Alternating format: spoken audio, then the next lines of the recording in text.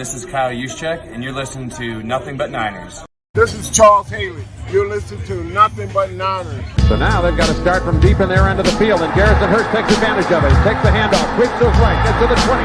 He's at the 30, needs to cut in. He comes back up the right sideline, breaks the third tackle, comes down to the 30. He's down to the 20. He's down to the 10. He's down to the 5. He's into the end zone. Touchdown! Touchdown! 49ers! 96-yard run from scrimmage. Garrison Hurst. Young, back to throw. In trouble, he's going to be sacked. No, gets away. He runs, gets away again, goes to the 40, gets away again, to the 35, cuts back at the 30, to the 20, the 50, the 10. He died. Touchdown, 49ers. From the Ravens' 27-yard line. 49ers into the backfield. Smith on third down. He'll take it himself for a first down. And more. Alex Smith gets in. Touchdown. His left hip. Third down. Alex takes the snap. Alex looking down in post, and it's good. Touchdown. Touchdown 49. But it's second down. Ryan takes the snap, goes to slant to the left side. It's Russell, intercepted. The 49ers pick it, and Navarro Bowman is redemption. Navarro Bowman running it all the way for the touchdown. No greater redemption. Kaepernick gets it. Hold everybody. Colin Kaepernick. What a game. Touchdown.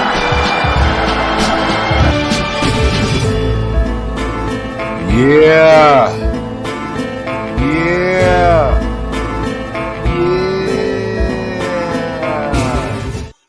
Click, click, boom. What's going on, faithfuls? The Nothing But Niners crew is back, and we're here to bring you guys a nice, relaxed, chill show. I don't think there's going to be much yelling on this show today. I don't think there's going to be much Well, I can't promise there ain't going to be no cussing, but maybe later on we might get some emotion and stuff like that going. But guys, we are here to just talk. We're going to talk about the 49ers. The name of this episode is The Reset We Need, because the fan base has been up in arms. There's a lot of emotions going around the fan base right now. People want people fired. People want to see more people, lesser people, and everything in between. So we're just going to talk about all of that. I'm your guy, 49ers Mike _NFL. To my right is my guy, Wayne Breezy. And below both of us is our guy, Nick. He is 49er Faithful 365. Fellas, how are y'all doing? Good, man. I'm trying to get over this little sore throat or whatnot, but just trying to keep the faithful entertained. Are you not entertained? That's as loud as I can get tonight, though. There you go. You know, what about you, Nick? How about you, bro? Chilling, bro. It's Tuesday, long weeks, but at work right now, chilling and ready to talk some Niners. Our girl Peachy is still fired up. Somebody take that bottle of Crown from her, because she gonna hurt somebody. We cannot let this continue, Peachy. You gotta stop it, okay? Now, I can't just jump into the stuff. Let me go through these. We got a contribution already. Let me go through the formalities before we get to the contributions, and then we'll break all that stuff down. I Guys, a layover for that shit, so we got to stop saying it and it'll just be up there. If this is your first time tuning in to the YouTube show, we want to thank you guys. Please do us a favor, hit that like and subscribe button. Also, turn on your notifications so you know exactly when we're going live. It is very important to turn on those notifications because we bring you guys impromptu videos. We have some social media platforms, and those are Twitter and Snapchat. Those handles are Nothing But 9 ERS. That's the number 9, Nothing But the number 9 ERS. We have Facebook, Instagram, as well as Twitch, and that is Nothing But Niners. That is spelled all the way out. We even received an email from our buddy overseas, NB9ERS at nothingbutniners.com. Questions, comments, concerns, just some feedback on the shows. Please send it on over there at Nothing But Niners, NB9ERS at nothingbutniners.com. All right. Now, we had a contribution here. Let me grab that thing again. Nick Donald, first contribution of the night. He says, what if Jed keeps Jimmy one more year and just makes him stay here through his whole contract, like he said, after drafting Trey? All right, fellas, what do y'all That's how we think? starting the show off. Hey, I mean, look, we're going to get down with the get down. Let's get right to it. They don't need to beat around the bush, tap dance, and none of that stuff. We here. I got my good scotch here, so I'm in a good mood. Y'all not going to ruin this one for me. I'm going to be relaxing. Yeah, he going to fall asleep. I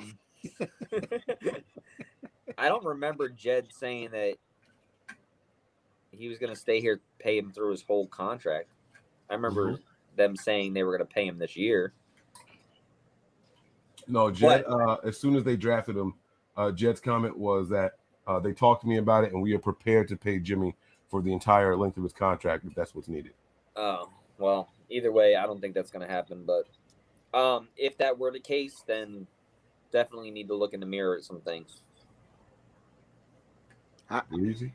It's a possibility, man. Anything can happen with this 49ers regime, organization. And so Jimmy's under contract for 2 years. They can let him go and hopefully recoup that 1 year with that 20-something million from him. But that I feel like that's more likely to happen, being that we no longer have any first round draft picks, and we're gonna have to hit free agency hard next season.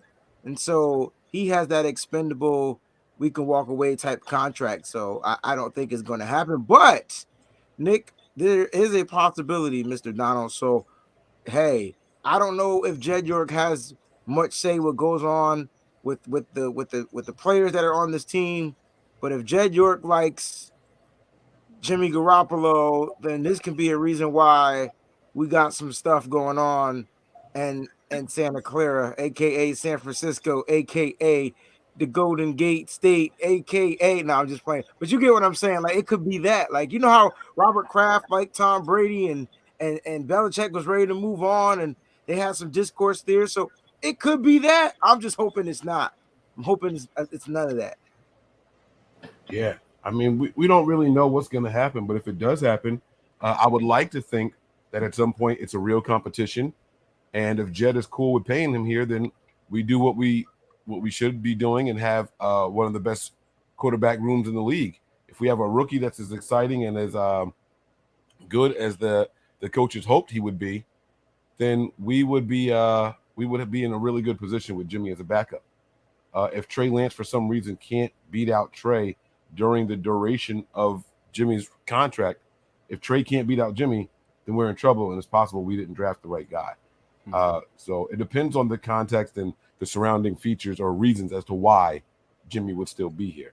But there's nothing wrong with Jed York going out there, and he really tried to take the pressure off of Jimmy, off of Kyle, and off of John Lynch, and even off of the rookie Trey Lance by making that statement. I don't think it was I don't think he's expecting to have to pay him all that time, but it was good for him to go out there and show that vote of confidence that, hey, I completely trust John and Kyle and this team and what they're doing and how they're going to evaluate these guys. And if by chance Jimmy needs to stay here the entire time, I will not be upset, and I would be willing to pay Jimmy the entire time. Now, that said, I also think Jed expected us to be winning some games and not having a losing record at the bye week and so on and so forth. So the season's far from over, but I think that's what goes into it. So if Jimmy was out here and he was rattling things off and Jimmy didn't get injured, we're 5-0. I think Jed York is going to be extremely happy to pay Jimmy's salary and have that rookie sitting there waiting to take over for him. You know, I think that's something that Jed York would love to see, but that's not what's happening now. And words change as moods change. So, that's what's going on. That's what I think it was about. Miss Debbie, let's go. Let's chill. Let's relax. I'm about to light up the hookah over here. I'm just gonna be relaxing. My man Ray always got to jump in with the Alfred Morris hit. I can never mention Alfred. I don't even remember talking about Alfred Morris this much, man. I just don't know where it came from. But it's like 3 years ago. You talked about Alfred Morris all the time. All the time, huh? No. This is wild. But we do have some news to get to here, guys. I think I uploaded these here. The 49ers made some roster moves. This is the first one here. This isn't a roster move, I'm sorry, but this is the latest 49ers news. Quarterback Trey Lance has a left knee sprain, leaving his availability in question for the Colts game. This is tweeted by Matt Mayoko. of NBC Sports Bay Area. And then he followed that up with, it will not be a long-term injury for Trey Lance, but he will stay around during the bye week and be evaluated late this week. At worst, it would be a 1 or 2 week injury, Coach Shanahan said. Guys, when you heard the tweet, when you first heard, see, they didn't tweet it out in order like this, right? It didn't come consecutively. It wasn't one long tweet like that, right? The top tweet doesn't show the time, but this one came sometime after. I promise you, it was sometime after. And so the initial word was that, oh my God, Trey Lance is also injured now. How did you guys react? How did you feel about it? I didn't want to believe it. I mean, I watched the guy go out there and pour his heart and soul out. But I mean, I can understand if he got injured. I mean, the dude ran the ball 60 times for 89 yards at the quarterback position, and I can see how he can be a little banged up. And you did watch on one of those plays, he kind of got his leg pulled and kind of landed on his knee. And he kept going, so there's a possibility he got a knee sprain. But come on, let's cut the bull crap, y'all. I don't believe it. And I believe there's some type of like funny things going on with the injuries. I don't believe any of our quarterbacks are injured, and I think this is what the 49ers are going to be about this season, yo. It's remember that you ever remember that show that used to come on HBO called Brain Games? It used to come on like right before certain shows or whatever. I think this is what we're getting right now. Some Kyle Brain Games. But if he's injured, and I hope he heals up fast, because that was probably his last game that he's going to start in 2021. Trey Lance's last game for 2021 as a starter. Right? That's what you're saying. That's what I'm saying. Okay, I just want to make sure I'm not putting words in your Doesn't mean mouth. he won't start January 9th, 2022, but in All right. I like it, man. Nick, what are your thoughts, bro? My initial thoughts were, God dang it, Kyle Shanahan. That was my first initial thoughts. And then after I heard it, looked into it, I got to the point where I'm like, wait. I go back to Trey's presser, and he's like, nah, I didn't really take any collisions. I mean, just the one at the goal line, but I'm sure I'll be a little sore when I go to bed tonight. What comes out the next day? He was fine all day, but when he went to lay down for bed, his knee was hurting a little bit.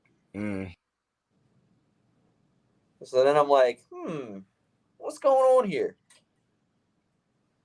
And then, there's speculation that, well, this is a way to keep Trey Lance back at the facility during the week to work with him because he's rehabbing. Yeah. So is it to work with him, to prepare him, to get him ready? Or are you still sticking with Jimmy Garoppolo?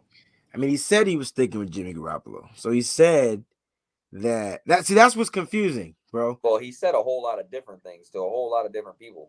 But on the pressers, he said if Jimmy's ready to go, he'll be the quarterback. Like, he said that. And so it was just like, dang, like, kid just finished playing his heart out, yo. He asked you the question. I mean, and he's sticking to it, yo. Like, that is his answer. You know what I'm saying? So I'm hoping and I'm believing everything that you're saying. I'm hoping that this is a scheme, like, like they're keeping him around to instill more things, get more workout with him or whatever, and then bam, Sunday night, Trey Lance is starting again. Let me ask you a question, Wayne.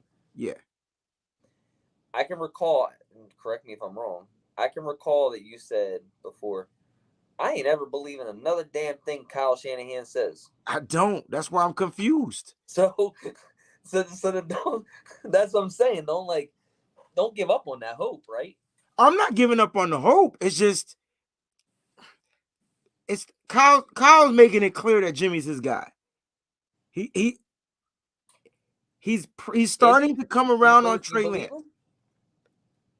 I mean, Jimmy's been the guy. Like, when Jimmy is out there, he's the guy. Like, no matter how much I want Trey Lance in the game, no matter how healthy Trey Lance is, if Jimmy is healthy, he's been the guy. I don't agree with that, but he's been the guy. So everything that Kyle's been saying up until now has been the truth about Jimmy being the guy. So it's hard for me to believe that he's still not the guy until he lied about Jimmy not being the guy. So he's lied about a lot. He ain't lied about Jimmy being the guy. Like that. That's the one thing he hasn't lied about. Yeah. I don't know. Let's I think we should get off of that. It's we got a whole week and a half, man. It's the Trey train. Well, I put some thought into it, right? And here's a little bit of a conspiracy. I don't know if I can call this a conspiracy theory. It's just what I think Kyle's doing without saying it, right? You have a So, fan on? huh? You have a fan on or something? My air conditioner is running in the background, Oh. and ain't no way I'm wearing all black over here. When I tell y'all I'm relaxed, it took everything in me not to do this show outside, and I figured the air conditioner noise would be more subtle than the. I don't even hear it. I figured that would be more subtle than the crickets outside. Plus, Niner got skunked last night, and he didn't kill it. This is the first dog I've ever had that got skunked and didn't win the battle.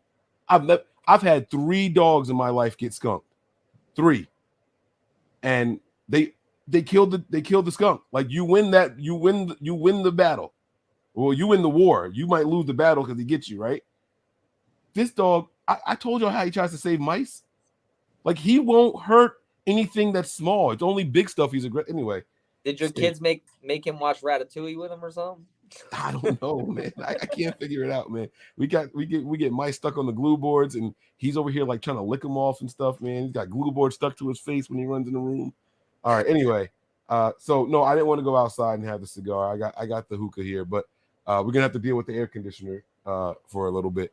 But so I did some thinking, and this is what I came up with. We got to think about Jimmy's injury. First, we all thought it might have been a fake injury, right? We didn't believe the severity of it. How about that? Let's say we didn't believe the severity of the injury because they couldn't even tell us what type of injury it was. Even down to game day, it changed once again, okay? Now, Jimmy said during the game that he stayed loose because he was the backup quarterback in case something happened to Trey during that second half of the previous game. This week, Jimmy's inactive. He can't play at all, but Kyle said he's closer than he was the day before. He should be fine come the Colts time. Then Trey Lance wasn't on the injury report following the game. Wasn't until the following day that Kyle comes out and says what he says today. Now he says he made a joke and said something along the lines of, yeah, that pissed me off. Jimmy will have some company around the facility now this week while everybody else is gone. Ha, ha, ha, ha. Right. The players that are rehabbing are still back at the facility, right? Here's what I think Kyle is trying to set up. Quarterback camp? Yes. Yes. Yes. Yes. I think Kyle is trying to get a little quarterback competition. What people have been saying he should have done from week 1 or from the time he drafted Trey and giving them equal reps and all that. Obviously, they're not going to have practice, but I think he wants to see something with these 2 guys and talk about the future of the position. I don't know if that's what it is, but what he has done he's put himself in the position to make a decision on the quarterback going forward without backlash. Because if he decides to go back to Jimmy, his excuse can be Trey had a setback. He's not as good. We told you guys that. We have to go back with Jimmy. If he wants to go with Trey again, he can say the same exact thing about Jimmy. It was a setback. You guys knew he was inactive the last game. Something else happened, a flare-up, whatever. He can say whatever he wants. The contusion, tear, rip, bruise is just running rampant in Jimmy's bruise, calf. the strain, the rip, the tear. Yeah, whatever they call it that day, it's running rampant, and we got to deal with it now. Okay, but in reality, I do think that there was some soreness because Trey was taking a beating, and this was his first action in over a year and a half. So it was a lot of action too. So let's go from the word strain to sprain because it's a big difference. So sprain, that's not good, and it said knee sprain. But strain, it depends on the grade though. That's what I have. It depends on where it's at. But sprains are worse than strains. Strains are more on the muscles, right? And like the sprain is more like, so in my opinion, I thought the strain was more of a soreness, like a contusion, like No, a little ache. A strain is a stretch. So you stretch your muscle. Right. But the sprain. Right. So all right. So a sprain, right, is to a ligament or a tendon. A strain is to a muscle. The muscle, right. Okay. So a sprain is, depending on the grade, a sprain is a stretch of a tendon. It's like, let's say I have an MCL grade 1 sprain, right? Yeah. So what that is my MCL in my knee, I stretched, but I did not tear. If it went to grade 2, it could have been a hairline tear, but not a complete tear. Then it goes to a grade 3, which is a partial tear. So in a strain, you're straining your muscle. So you're overstretching your muscle. So which will cause contusions, will cause bruising, and be very painful. Correct. But that's the difference between a sprain and a strain. A strain is in the muscle. A sprain is in a ligament or a tendon. Correct. I agree with that. Yeah. So that's why, that's what the difference is. So this should be the same thing. So this should be more or less. It's the same thing, but the different parts of the body. Correct. One's to a muscle, one's to a tendon or a ligament. So then everybody should be more upset at Kyle for running this dude enough to get the sprain. So here's the thing, man. I rewatched the game, and those design runs weren't bad. Like I rewatched it. They weren't bad though. Like if you go back and watch those design, like a couple, and it would have been more than the 16, right? Because the ones that get called for holding don't count, right? Because he had a couple of big joints that got called back because of the stupid holds. So those don't even count. So it would have been more than 16, right? Well, I mean, there was 16. He had 16 rushes that they weren't all design runs. Yeah, but I'm saying 11 of them were designed. I counted 7 when I was going through, but my attention wasn't 100% screen.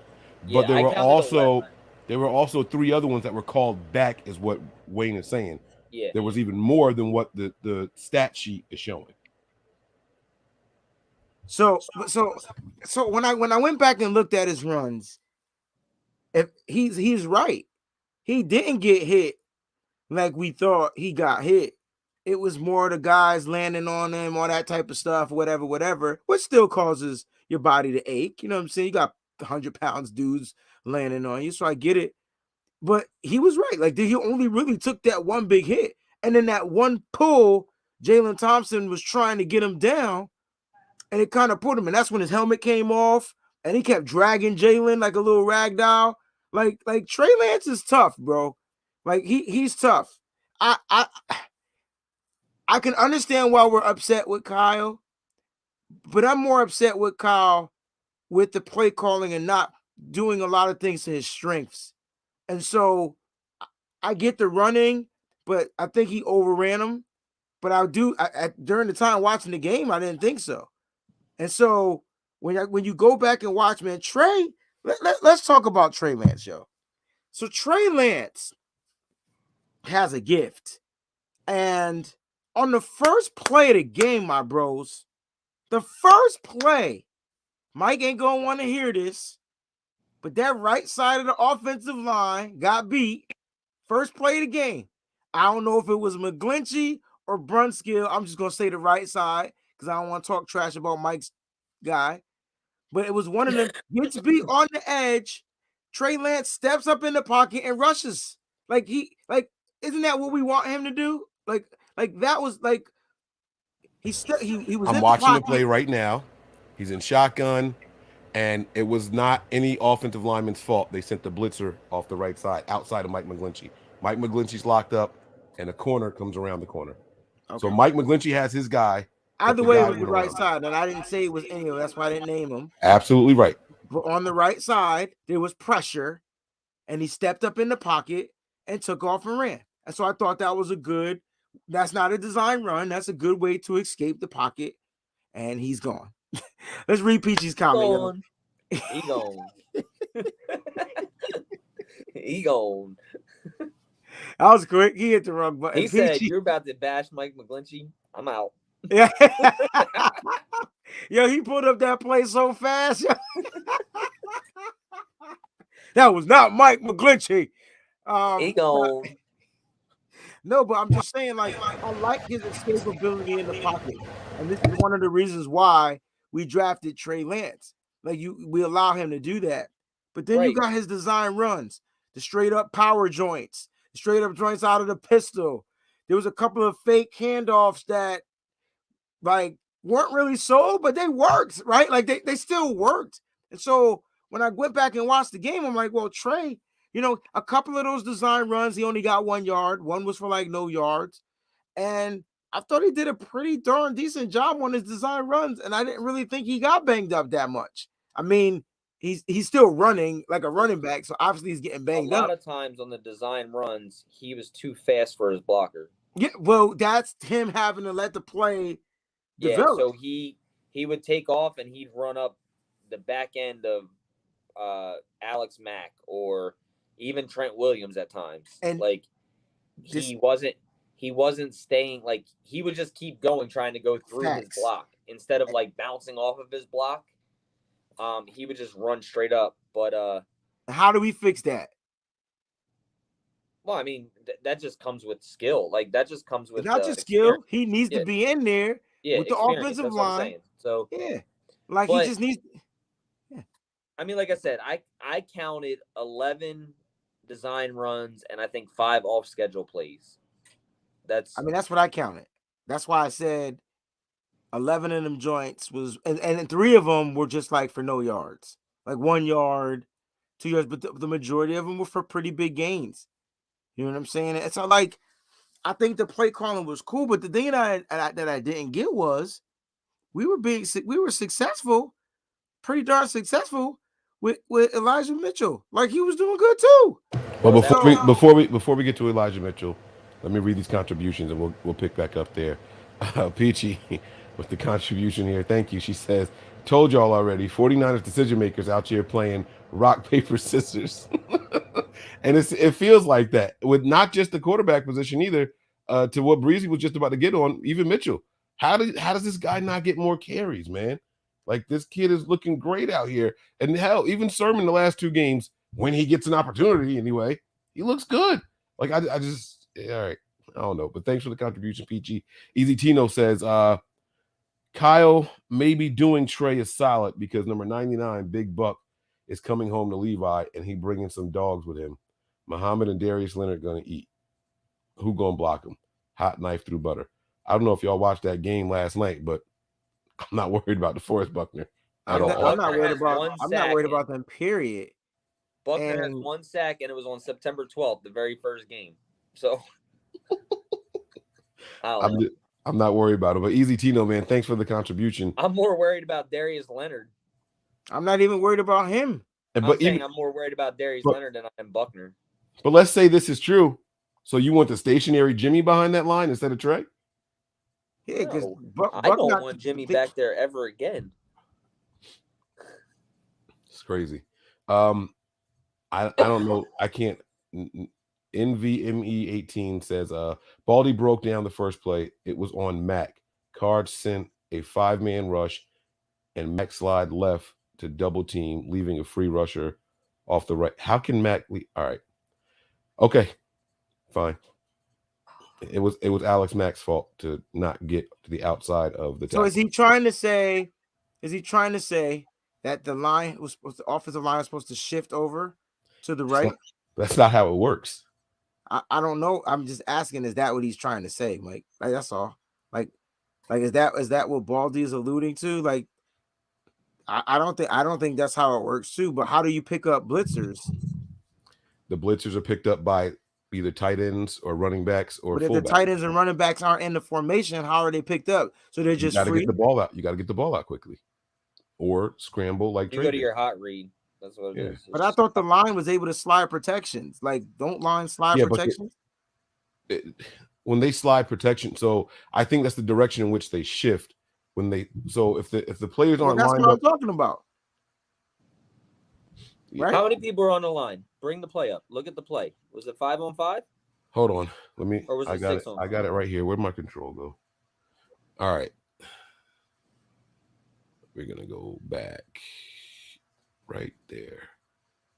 All right, so they're doing kickoff, and it goes over his head. All right, here we go. So here's Trey. And see if it was a hot read. All right, so come on, pause the damn thing.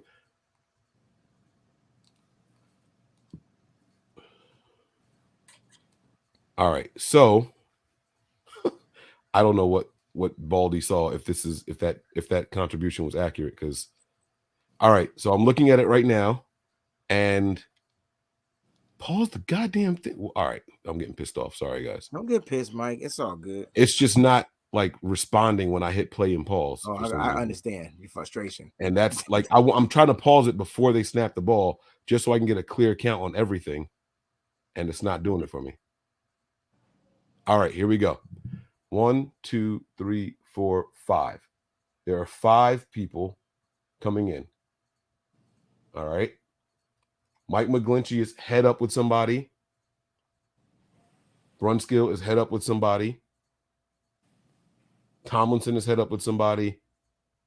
And Williams is head up with somebody. The extra pressure is coming up from the other side, and they sent Mitchell in motion to the bottom of the screen away from where the pressure came from. So this guy is free.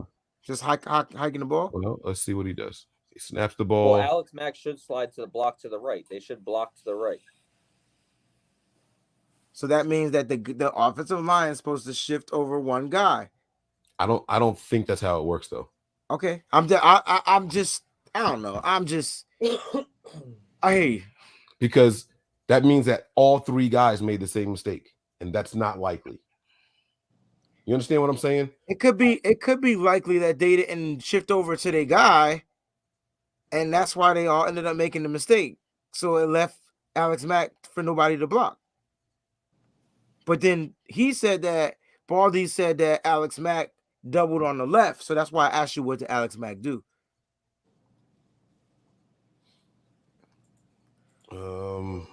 Here we go. There's another. I saw another contribution pop up in here somewhere.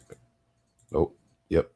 What Baldy was saying is the Cards lined up in a 5-2 front. Mack stepped to the 2-man side instead of the 3-man side of the front. Right. But I don't think that means it's Mack's fault that the pressure came off of the right side of the line. That's all I'm saying. Gotcha. So yeah. And Mitchell could have been a check down, but he wouldn't have gained as many yards as Trey did on that play. So I know Nick asked about if there was a hot read or if there was a check down that he could have done really quick. Yes, but he wouldn't have got as many yards. So it is what it is. I mean, spilled milk, clean it up, keep it moving. Yeah. Don't cry about it. Now let's talk about, you said you wanted to talk about Mitchell. I do have a couple of other things here, but we'll get to that in a second. Mitchell, let's talk about him. In my opinion, he was underutilized. But is that because he was just coming back off of injury? Like, you know what I mean? And if that's the case, why not mix it up and do Trey Sermon Mitchell package? It was Mitchell, all the way to the fourth quarter. Then you got a Trey. 9 Sermon. times. That's it, though. Well, it was Mitchell, Trey Lance, Mitchell, Trey Lance, like, and then Trey Sermon at the end of the game. Like, I'm confused why, you know what I'm saying? Like, we're not utilizing our running backs, and could it be because of, at least in the run game, but in the pass game, I can understand maybe they don't understand all the protections, blah blah blah, whatever. But why are we not using them joints? My man Troy, he stayed with the fresh fitted. I thought I had a fitted collection, yo. He does have some fresh joints. This dude stay fresh. Very nice. I don't know how I missed it. I must have maybe it popped up when I dipped out. Y'all started talking about Mike McGlinchey, so I left. Nah, it was before the one you hit. Oh, Just okay.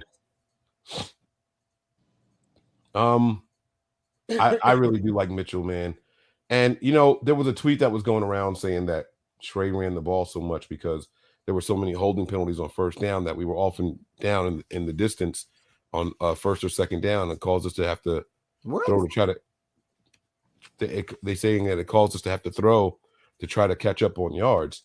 But I've seen Kyle run on 1st and 15, 1st and 20 all the time. Like he All does the that time, more. bro. Yeah, he does that more than any other. runs to make it a manageable 2nd and 3rd. Right, exactly. So that's why I saw the tweet and I get people trying to defend it. And I'm not here to bash Kyle, by the way. If anything, I think if we end up getting to the Kyle Shanahan discussion, I'm going to end up defending Kyle more than attacking him tonight. Just so People y'all gonna ask know. you to put that scotch down, dog. That's all right. That's all right. Like I'm relaxed. I've had time to sit back and think about stuff. I might need to get me a little scotch too, man. My throat hurt. And I'm convinced that we as a fan base are overreacting. By the way, that's a good thing. I've been looking at this fan base warring with each other about their opinions and everything. And there's two ways to look at it. You can say that this fan base is annoying, we complain and we cry and we bitch about everything. Or you could say this is a really passionate fan base and they don't mind voicing their opinions. I think the fan base is like 98% confused, bro, and they're frustrated. Confused and frustrated, yes. And I think that's what's causing the discourse, right? Like, so, like, it's not about anyone even being right. It's just like, give us something consistent, and if it don't work, then we can switch it up. But there's no consistency, like on anything. Like, think about the games. Like, all right, week 1, let's go. Can you want to read this comment, Big Dad's comment, real quick, and then we just kind of like recap 1 through 5 real quick, and we can kind of like just give our our grades from week 1 through 5, like how the offenses ran. I think that'll be a pretty cool exercise. Big Dad's, what up, baby? That means the unblocked guy is hot. That's on the quarterback, but Lance is an experience. When Jimmy sees this, it's a signal to cut play in half and pick a side. But I'm not disagreeing with that, but the rusher came in so fast from the side. What was Trey was supposed to do? Like, he was supposed to just get the ball out quick because he was bootleg. It was like he stepped back, right? Pressure came from the side immediately, and he took off immediately. Huh? And he took off immediately. So what was he supposed to do? Like, right, that's what I'm saying. Like, just stand there or peg Mitchell in the back of the helmet when he wasn't ready for the ball. Like, that's what I'm saying. Like, it just does. People wanted him to take a big hit on the first play of the game. No, I liked what he did. Hey, quick question to you guys, my bros. Your thoughts on throwing on the first play of the game opposed to running on the first play of the game? Empty backfield. I liked it. I thought Kyle was going to come out here and go deep on the first play, what we've been begging him to do, even with Jimmy in there, so they stopped stacking the box against us. This is what we've been calling for all game. And what did he do? He went 3 or 4 wide once he motioned out Mitchell. He was giving us what we asked for. Well, the first 3 plays were pass plays. So I wanted to see a run though. Like, you got to mix it in. Here's why. Arizona's run defense isn't that great. And when the moment we started running the ball, we were getting 5, 6, 7 yards a pop. Bro, there was one point that Mitchell had his first 5 carries. He had 37 carries, I think, or first 5. I think he had 35 yards. How do you stop that? Like, why do you put a cease to that? And the screen game with him was on. But there was one play where Mitchell should have had a touchdown, and he cut back inside on the left side run. Okay, I remember that. You're gonna get had the lane, and he cut back inside. Yeah. You're gonna get that. Got tackled. But I tell you right now, he has the best vision as a running back on this team, and I get why he's the guy that Kyle wants back there. Is he the best pass blocking running back? I don't know, but he definitely has the best vision when he gets to that second level. So I do understand. Would I like to see more Trey Sermon? Yeah. Like, you got to mix up. Kyle's got to find a way to mix up this run game and get it churning, because if the offense is predicated based on the run game from the running backs, Then you want to sprinkle in a little bit of quarterback action now that Trey Lance is back there. But like he kind of took away the run. Kyle, not the defense, Kyle, and started forcing Trey to do more with the passing game. So it's like, in my opinion, he was kind of setting Trey up to not succeed because a lot of Trey's balls got bad. Well, Trey had 4 batted balls. 4. Kyle came out and said 2 were on Trey and 2 weren't. I think they. I mean, Kyle, if you let Trey hand the damn ball off, none of them would have been on Trey. But it's like that's my frustration with our coach. It's more like we've watched the coach, guys, force run the ball on certain teams. We've watched our coach take the ball out of a quarterback's hand, the guy that he's vouching for, so he says, out of his hand, in an NFC divisional playoff game, in a Super Bowl, in an NFC championship game. 3 times in a row? And this is the guy you bring back? This is the guy you believe in? So if Kyle's willing to do that, I don't understand why we don't go with what works. And it could be inexperienced running backs, but they're being productive. So I'm confused. Let me ask you guys this. I said earlier, I kind of have a conspiracy theory. I know. I don't ever have conspiracy theories.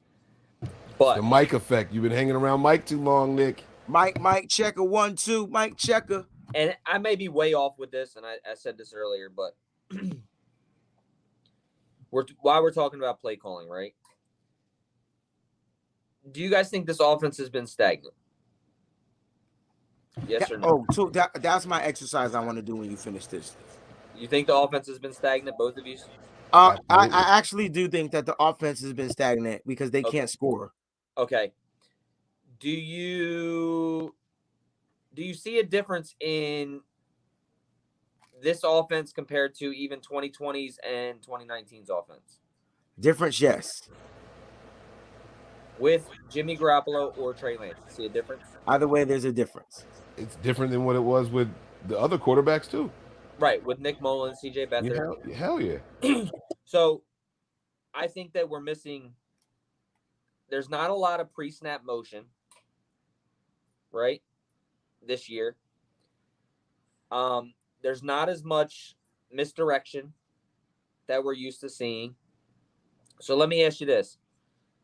We know from future or from past that Kyle Shanahan said that he was the play caller.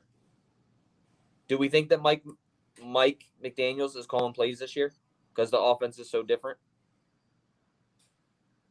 I don't think he's calling plays. I think he might be getting players set up right, the right position groups out there. I'm just asking because this isn't the offense we're used to seeing. Even whether it's Jimmy back there, whether it's Trey back there, it's just not the offense we're used to seeing. But Kyle's been vanilla for a while, bro. So like even last year, he had some vanilla play calling in his game, even though he was limited to who he was working with. It's like he's just dumbing. It's not. I don't want to say he's dumbing it down or watering it down. It just doesn't look right. And so when you go back and watch the game, you see that some of these plays, if were executed right, probably would have worked too. This is probably why Mike is saying he's going to defend Kyle Shanahan. Because some of these, and Mike, you can correct me if I'm wrong or you can wait, but some of those plays were poorly executed. Debo can't drop past. No wide receiver. A lot of plays. It's coming down to execution. It's execution. Has more drops in these first 5 games than they had through 10 games last year. Jeez. That's saying something because we had a lot of drops last year too. Like everybody is like Kendrick Bourne all of a sudden. Don't do that because Bourne didn't have that bad drop case. I know, but they tried to make it seem like Kendrick Bourne dropped every pass in the world. But I bet you we wish we had a Kendrick Bourne right now who always found a way to get open on the third down. He probably would have caught that ball Mohamed Sanu dropped. And I'm just saying, it's different, Nick. And so I think Kyle is just. I don't think Kyle is being as creative as he could be. Here's why I say that. Did you watch the Chiefs game and how they got mollywopped on national television by the Buffalo Bills? Did you watch the Chiefs' last score on the goal line? Tell me that junk wasn't dope. I'll tell it to you. Was it the 3-play option? Yes. Okay. And so you mean to tell me, Kyle Shanahan, don't tell me I don't understand West Coast offense, bro. Like, you sound dumb. Kyle Shanahan is this great mind play caller, right? But I feel like I've seen way better stuff. Now, I will say that Patrick Mahomes is better than Jimmy Garoppolo, and he's better than Trey Lance, right? I would say that Travis Kelce is better than Ross Dwelly, right? And so when he snapped the ball, he went up and lined behind the center. He hiked it right to Travis Kelce, like not even in the backfield, and it was a touchdown. It was like a deception type play. We don't run those, but you heard Kyle say in the presser that on that Kyle Juszczyk handoff, I mean that when he lined up behind the center, he was supposed to hand the ball off. He was supposed to toss it to Trey Lance for a quarterback toss. I ain't never even heard of that. And if you look, Trey would have had the whole field wide open because everybody was crashing on the center, on the line. Everybody. But somebody had a brain fart. The dude from Harvard had a brain fart. And so that's where it comes down to execution. Like, did they get the play? And then when you go back and watch the play, didn't it look weird? Like, didn't it look like they rushed it? Or was it just me? It's like they rushed to the line of scrimmage and then they were trying to like catch the defense off guard, right? And then the other thing about that play that was a little weird is that all the targets for Trey to throw to were, I know it was at the 2-1-2 yard line, and so there's not a lot of space, but they didn't even like spread out. They were all right there together in front of him or behind him. So I don't know, man. I don't know. I don't know. I like where Nick was going with it, because is it Mike McDaniel's calling the plays? But if so, Nick, why is Kyle letting him do that? So if it don't work, he could throw Mike under the bus? Like, what's good? I don't know, dude. I don't know. Damn it, dude. I'm just saying, I don't know if it's the truth or not, but it's just something is different about this offense. This offense is not a Kyle Shanahan offense that I'm used to seeing. I think something that we're also not factoring in is the crazy amount of penalties too. So it's like, but I'm talking all season, Mike. I haven't seen a whole lot of misdirection, a whole lot of pre-snap motions, the run game. Like, it's just been a total different offense. Let's go back to week 1, y'all. Week 1, the offense looked pretty. Nick, watch your time, bro. I don't want you to get in trouble. Yeah, no, I got 30 seconds. All right, I'll shut up. No, go. Week 1, the offense looked pretty. It was fluid. Jimmy looked good. I even tweeted the dumbest tweet I've ever tweeted in my life. I said Jimmy Garoppolo is greater than Lamar Jackson and some other quarterback at the time. Because Jimmy, they were talking about you. Yeah. Oh, I saw a tweet that said the dumbest tweet I saw all year was somebody saying that Jimmy Garoppolo was better than Lamar Jackson. And that was after Lamar Jackson had like 300 yards in the second half and completed 90% of the passes. No. I said this week 1. No. But somebody said a 49ers guy, somebody. Right. 49ers but what Twitter, I said was week 1, and Lamar Jackson didn't look good week 1.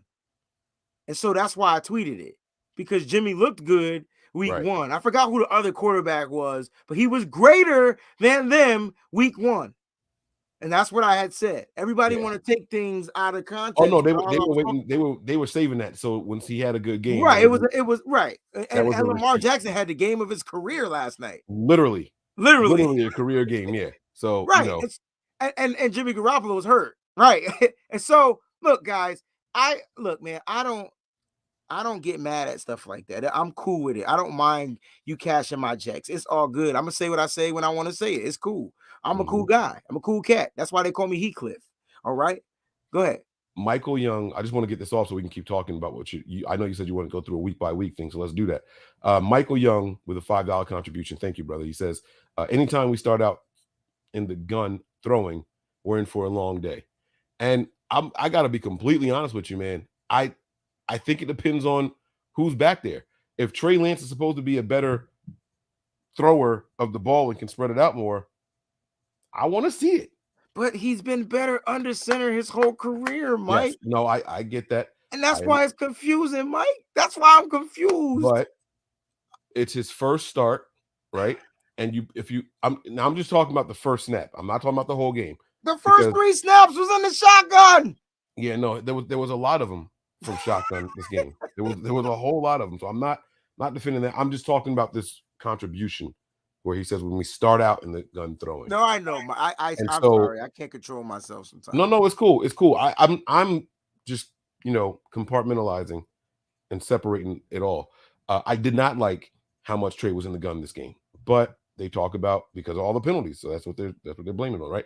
But I was not mad seeing him start that way. I was ready for him to open it up. That's what we've been dying to see. And I say you come out and you make a statement right out the gate. Even if it, like I said, if it was a bomb down the field, show off Trey's arm on the first play and make them respect it. I don't care if it's incomplete. We've been calling for it for how long now? It didn't have to be from under center in a play action play. Let them know what's coming. Spread that defense out right away. And Mike, that's my issue. This is why I have issues with Kyle. You put in Travis Benjamin, a guy who can outrun just about any wide receiver on this team. He has 4.3 speed even at the age of 50. Right? I hope you were about to spit that out. I'm glad it didn't quite get to my lips yet. It was almost there. I would have been so mad at you. This bottle of scotch that I'm drinking right now costs so much. If I wasted a drip, I'd have been mad at you, bro. I'd have been so mad at you. I did not expect you to say no damn age of 50, bro. Listen, but seriously, he's ancient, right? But you brought him, you brought him off the practice squad. You deactivated a guy that Trey Lance wanted. Dewan Jennings, right? And then big target. Right. And then instead of him running a deep route down the field to do what you asked, he runs a shallow route. And granted, Trey tried to make a play, but there was pressure. So can we talk about the pressure? The pressure was there, bro. But he stepped up in the pocket and threw it on the run, and it sailed for the interception. This was the interception, right? And so why is that the play? Why is that the route that Travis Benjamin is running? Why is he running underneath routes? Like, that's why I'm confused. You brought him in for speed, and hear me out. The 49ers, if they can get one wide receiver, go find Marquise Goodwin and get his ass back. Get one guy that could take the top off the defense. It would stop. It would open up the middle so much. It did open up the middle, and he was wide open, but the pass sailed to the safety who was playing 3 or 4 yards off of him because of the respect of the speed. And this is why I say I can defend Kyle a little bit. That play in particular, right? Because he was wide open. I didn't say he wasn't wide open. I'm saying it was a shorter route. Like, the pass was over. I don't think they understand what I'm saying, Mike. Can you please? I get you, though. All right. I get you. So this is my thinking behind it. A little justification for Kyle and why he was only running a 15 to 20 yard route as opposed to getting deeper. The interception happened by the safety. Yeah. Okay. He had dropped back. He had played deep coverage. Right, because the safety knew that speed he was going to throw the ball deep. So I can't play up close on him. So I'm going to stay back behind him because I don't get burnt. I got you. He's playing over the top. I got you. I think it was.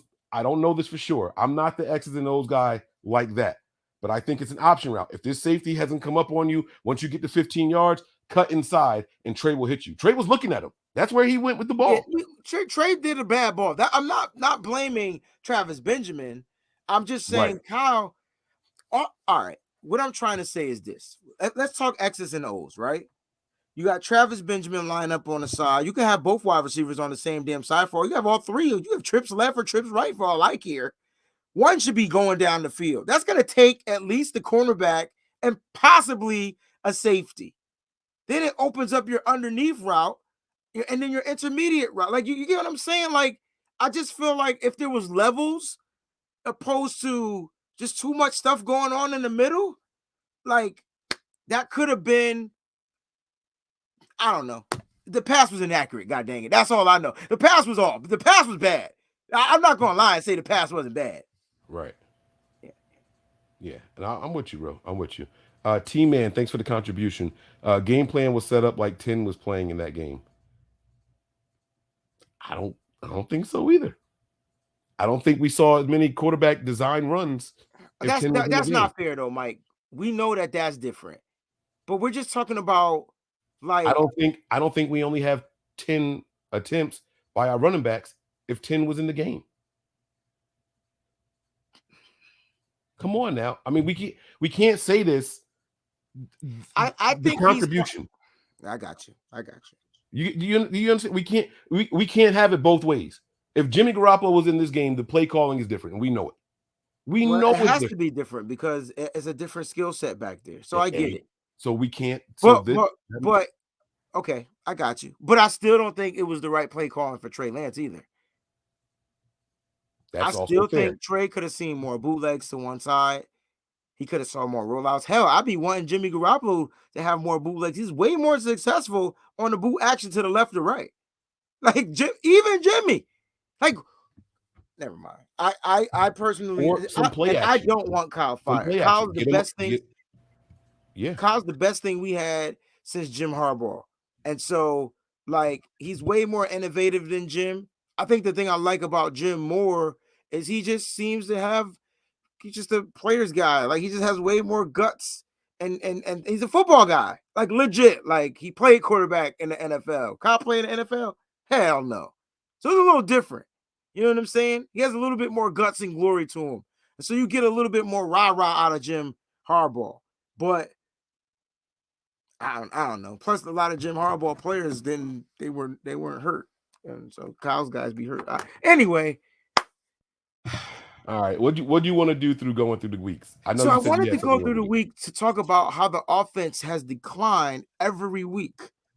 Mm-hmm. And so if you think about, and so people are saying, oh, we were playing the Lions. Mm-hmm. Fair. Super fair. But the offense was fluid. The offense they were probably drop passes, but it just looked fluid. Week 2 on the road in Philly, offense became stagnant. Jimmy didn't do anything in the first half. Trey Lance didn't see the game, but Jimmy did nothing in the first half, and then things kind of got going in the second half. We were able to squeak out a win in Philly. Mike, tell these people we were there. Like, it was not first of all, we were in Philly. That ain't the stadium you want to be in if you winning. And like, Philly was winning. And so we had to look. Well, anyway, we struggled against Philly.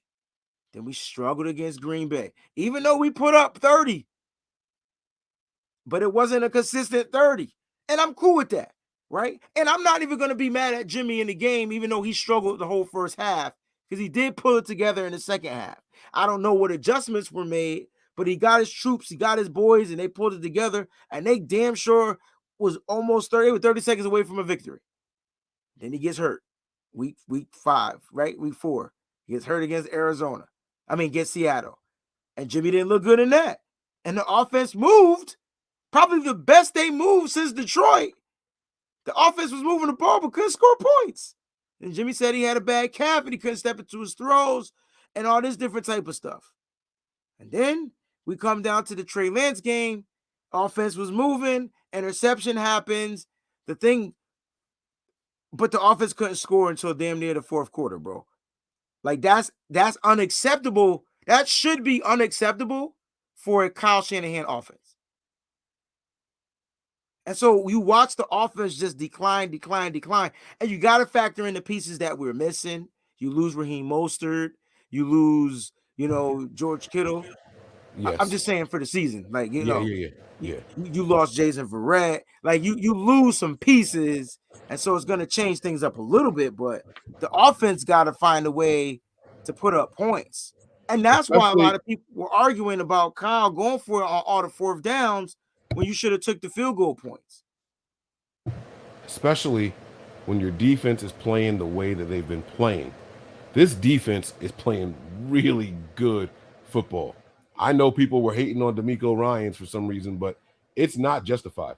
They let that one half of football against the Lions determine how they felt about D'Amico Ryans, and they're just not being fair about what's been happening since then.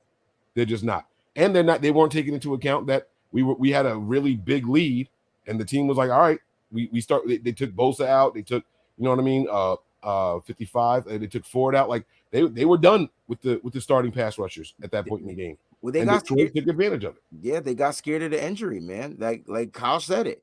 Yeah, and so you can't you gotta take it all with a grain of salt, or not a grain of salt, but you have to keep it in context. And that's why I was saying, you know, the offense is the biggest letdown of the season because you have an offensive-minded coach. People expect more. When Kyle is this, I won't say self-proclaimed genius because I've never heard him say it himself, but what I have seen is the respect that he gets in league circles every year, regardless of the 49ers record. Oh, they fear him. They fear Kyle Shanahan. Right. So, you know, I mean, it is what it is, bro. I mean, we gotta get more. We need more from the offense. We do. Big Des, thanks for the contribution. He says, how many times have we seen E-Man run that route and Jimmy would hit him sometimes in between two defenders? Timing route. Lance needs the reps. Yeah, I mean, it's clear as day, Big Des. Like he just needs the reps, even with the design runs. If that's what they're gonna do, then he has to learn how to read his offensive line, or his offensive line has to realize that Trey's coming in this junk quick. So, like, but they need to do it. Like, that's the only way it's gonna get better. Go ahead. No, you got it. You know, when we were doing this preseason predictions and stuff like that, we were talking about when Trey Lance is going to get in. I don't know if you remember this. You were on the show though. I said with Trey Lance not having thrown but one interception his entire collegiate career, and I know it was just that one season. I said, I don't know if you remember this, I really hope his first pass attempt is an interception. Mm-hmm. Let him get it out the way, shake it off, and bounce back. Well, let's talk about his resiliency. Let's talk about it. Yeah, well, I gotta start being more specific with the stuff I say I want, because when it happens, and I didn't say, but we start blowing people out afterwards. Maybe I should have been a little bit more specific on my wish list. And what you was asking for, right? Well, I tell you what, look, Trey's first pass was a nice out route to Kyle Juszczyk out of the flat. Yeah. And so Trey was looking good. His first play was the run. Second play was the pass. Yo, Trey got a first down on his first drive. Like let's start there. Then, like, he was driving. They were driving. Then the interception happened. But here's the thing. Defense was amazing. And Trey Lance didn't get flustered, Mike. And a lot of people thought that an interception was going to fluster Trey Lance. Maybe that's something he learned from Jimmy Garoppolo. Maybe. I like that he didn't, though. I like that he didn't get shook. He didn't let it bother him. He kept growing. Yeah, and he just kept going. He kept going, bro. And he made, by the way, I know he lost the game, but had we happened to win that game, there would have been a lot of plays highlighted by the fan base. Bro. He had two throws to Aiyuk that were just phenomenal. Okay, let's start with the first one. Okay. The first one to the sideline, when he threw the ball, I'm like, what? And then the catch was just like immaculate. I'm trying to watch this tonight, so we got to hurry up. I didn't know it was coming on tonight. But the catch was amazing, and it was a dart. Like, y'all talk about Trey velocity and his balls, man. I've never seen a quarterback for the 49ers throw to the sideline that accurate in a long time. Not Alex Smith, not Jeff Garcia, like in a long time. Long. We've had a lot of quarterbacks since then. Not Colin Kaepernick. That wasn't his style. That was a dart. If that's part of his game, oh my Jesus. Yeah. Now, we see Jimmy throw to the side too, but it's not like that. Right. I remember Jimmy doing it with Trent and Marquise Goodwin. Was it Jimmy? Yes. That first year Jimmy came in, he was killing the sidelines with those two guys. Yeah. And I remember and they were letting him do rollouts. Yeah. And I don't know if it's after.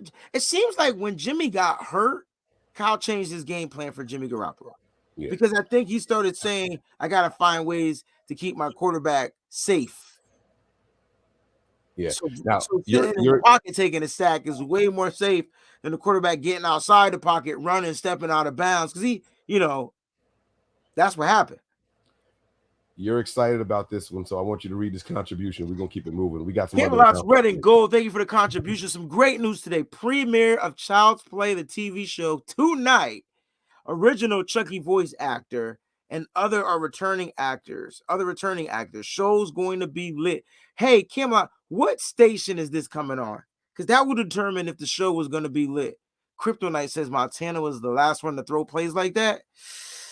Yeah, I don't even remember Steve Young being a sideline guy, guys. Like, I really don't. I'm sure he's thrown some, just like Jimmy has thrown some.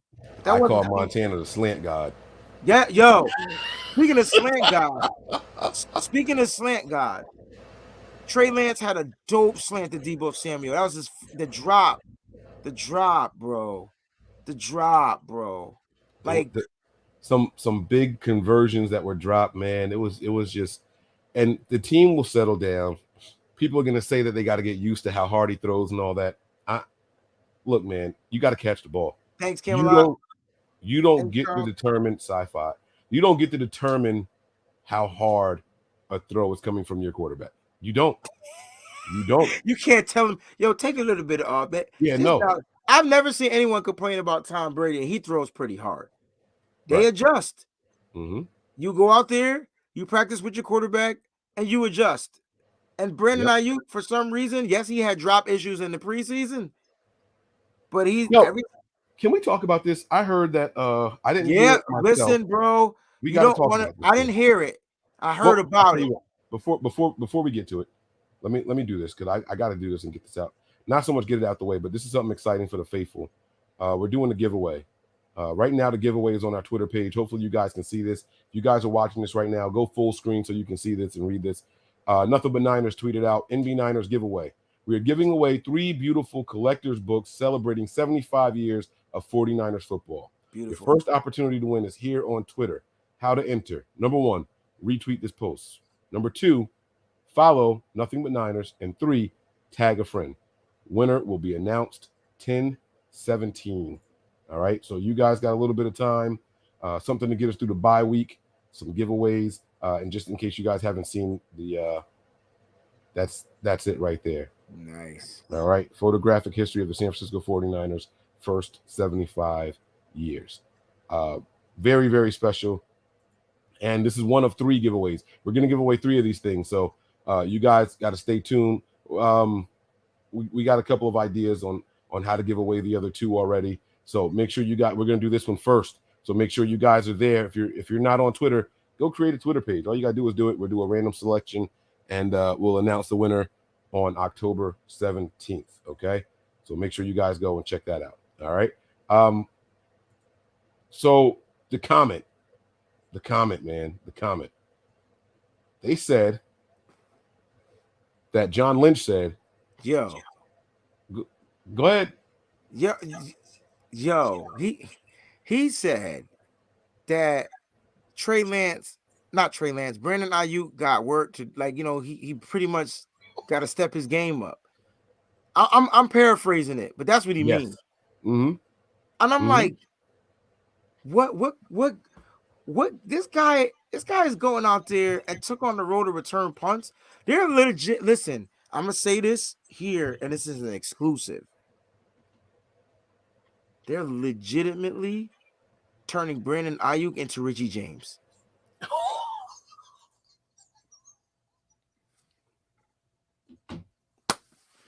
Mic drop. Listen, man, I don't know what else he needs to do. He made 2 phenomenal catches in that game. I think he needs more targets. No, Mike, he did something. He did something that they don't want to come out to the public. But he has a baby. Like, They treating this man like he did something. You would think that he had to, right? Like how else? What's the justification for He was shunning your this number guy? one last year. Debo couldn't stay healthy for nothing. And he was your guy. He held you down. Even when he was unhealthy, he was still the best wide receiver on the field. I watched Brandon Aiyuk hurdle a whole cornerback and get into the end zone. There's no way that this guy shouldn't be on the field. He is a playmaker. That is what the 49ers are missing. He is a playmaker on the offense. And you got him running all kind of crazy quick slant route. No! Get him the ball down the field. Get him the ball down the field. We are killing him, bro. Like, his career is dying. I don't know if this is by design. I don't know what this is. I gotta tune it down. My throat hurt. I don't know if this is by design, but they're fading him, bro. And how many times have we seen Brandon Aiyuk go down the field and win 50-50 balls? Did you see the tight throw that Trey Lance threw to him inside of coverage? And I was like, oh, shoot, that's picked. And he caught it. Bro, that was the other play that I was talking about. Is that the play they called a penalty? No, we got the play. No. We got extra yards. There was a penalty on it, and he came down with it. They honored the play. The play stood. It's not a sophomore slump. It's not. He's doing this thing. Bro, he had another catch. I can't remember even what game it was, where the ball was just super low. I didn't think there was a way that he could have caught that ball. That was in the preseason. Was that pre? Okay. Oh, it was pre. Okay. That was in the preseason. So oh, we've been asking for this. This is silly. It's got to be Chris though. This gonna be super one-sided. Because Chris got 800 billion hits. KRS-One is gonna smoke Big Daddy Kane, and I respect. See, the problem is that I like Big Daddy though. I love Big Daddy Kane. This is not a knock on him. It's just it's when you are as productive as Kane, as KRS-One. He told me to calm down my nerves. It's impossible for him to not have a banger every single time. Oh my God. Step into that's like, are you kidding me? That's like late 90s. Like that wasn't even like the bangers from that wasn't even his era. Like that's on the downside of his career. That's what I'm saying. I was on the downside. To this day, when that song comes on and I hear that, I get goosebumps. So when the bridge is over, I get goosebumps. So it's gonna be crazy. And then when he mixes in the self-destruction crew, because cats play records they produce for other people and write for other people. I do think though, I got some bad news about this versus. I think it's gonna be one of the lowest viewed. Yeah. I don't think that this plays into the Apple and Instagram era. Nah, this is I don't think these people know who these guys are. Hopefully it does revitalize some of their stuff and they get more notoriety from it because it's versus. Maybe the versus has a strong enough following to rejuvenate and revitalize some of their stuff, but I don't think this is going to do good as far as numbers go. Right. I don't. But it's definitely going to be nostalgic. So if you're a hip hop fan, yeah, if you're a hip hop head, you're going to be there. And plus they do it now, Mike. They do it in the ring. You know what I'm saying? At the Garden. So it's going to be big. Like New York, it's going to be packed. It's going to be the mecca of versus live. But as far as us tuning in watching, it might not resonate with the young crew. You know what? Maybe we should do a watch party on Patreon. Okay. Remember how we did that before for DMX? Yeah. That was a fun one too, man. Oh man. But if we could do it here on Patreon, maybe we'll do something like that. Who said that? John Carroll, this is old hip hop, bro. This is hip hop. This ain't rap. Right. This is hip hop. No. And there is a difference. I promise you there's a difference. But back to Aiyuk. I'm so confused how Aiyuk is not being utilized. It's discouraging. And then I said this on your show. this team does not know how to deal with certain types of players. They don't know how to motivate these young black men. I have never seen such negative reinforcement. Like, I just don't get it. I don't get. Let me ask you a question. You ready? Yep. How many times have you heard Kyle or John mention George Kittle's drops? 0. I've never heard them like not play him either because of his drops. And 20, like, was it 2019? He had mad drops. He led the team, didn't he? Or him and Debo. It was them. They just don't do it. I know everybody's gonna think this is a black and white thing, and that's not what he's alluding to. But what he's trying to say is they made George Kittle comfortable with his drops, and they're signaling out Brandon Aiyuk and kind of like sabotaging his career because he had drops in the preseason. That's why I'm saying this can't be that, because Debo's getting drops, but he still gets his targets. So it can't be that, right, Mike? Right. It's got to be Brandon Aiyuk missed curfew, skipped a practice, like pissed on his floor. He did something. There was the one rumor that they said that he went in and tried to tell Kyle that Lance should be start. Like, I didn't hear that. That's what happened? I don't know that that's what happened. Oh, that's a rumor. That was a rumor. You said. Okay. And I said that I didn't agree with that. But they just don't critique those guys like that. Because they don't. And that's not fair to say that they don't know how, because it's not hard to critique men. But even all right, so think about Trent Taylor and all the injuries he had, right? All the chances he's been given. How many times did they threaten Trent Taylor at the podium, get healthy or get cut? Like they never did with Jalen Hurd. And I get it. Trent Taylor has done more at the podium, on the field, than Jalen Hurd. I understand that. But those injuries were still injuries. They did it with Jerick McKinnon. They do it with Jalen Hurd. They do it for whatever reason. What if that's why Jerick McKinnon was like, F this?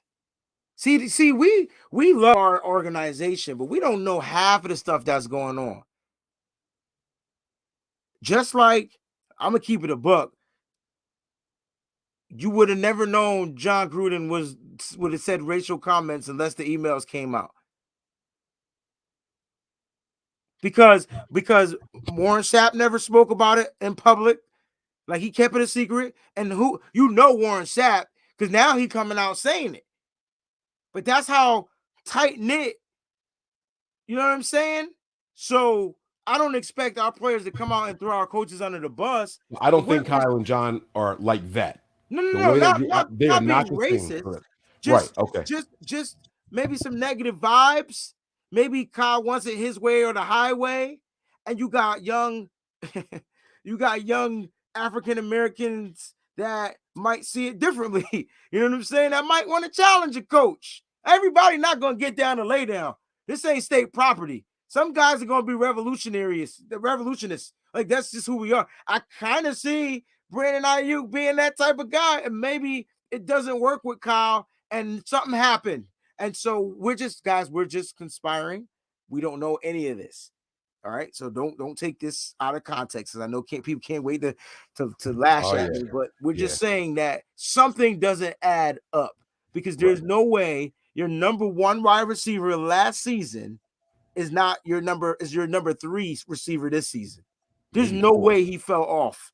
Right. He don't even got to learn the plays. You just throw him the damn ball. I don't see CeeDee Lamb struggling. I don't see any of them rookies that came out the same year.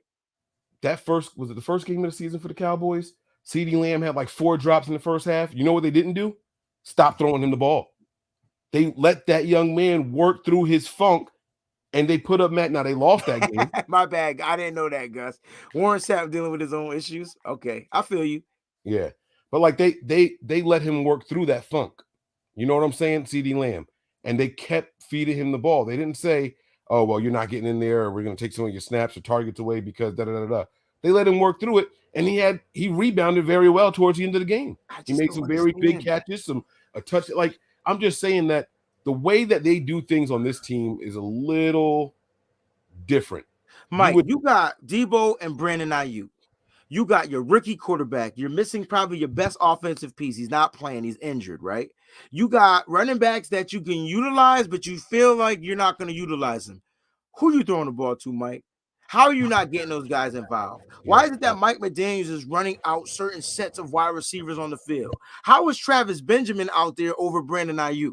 How is that? How is that in any set? How is Brandon Aiyuk not on? It's because they're trying to run 2 tight end sets with 1 wide receiver, 2 running back. I mean, a running back, a fullback. It's like ain't enough pieces. So maybe when I say that we need to simplify things, maybe we should simplify some of these formations, not the play calls out the formations, because when the smartest guy on your team, Mike, forgets to do a halfback toss, he's the smartest guy. He's smarter than your quarterback, according to doctrine and education, right? Like he's a Harvard grad. That's the only. We never. You really think Juice was supposed to toss that ball? That's what Kyle said. Somebody effed up on that play, and then I forgot where I heard it, but somebody said Juice was supposed to do a halfback toss. I saw that, and I didn't get it because even if he was going to toss the ball, when they snapped the ball, Lance slid over as if it was going to come back to him. That's the toss, dude. So he was supposed to toss it to Lance. Yes, that's what I said. He would have had another rush attempt. Oh, okay. And he had the whole right side was like the Red Sea convoy, and nothing but jerseys in front of him. But white blockers. jerseys. Yeah. So, I mean, So I don't know if that was the play. But Kyle did say in the presser, because Matt Mayoko asked him, he said, Kyle, you ran the same play against Green Bay. He was like, yeah, but it wasn't supposed to be the same play. Like somebody messed up on that.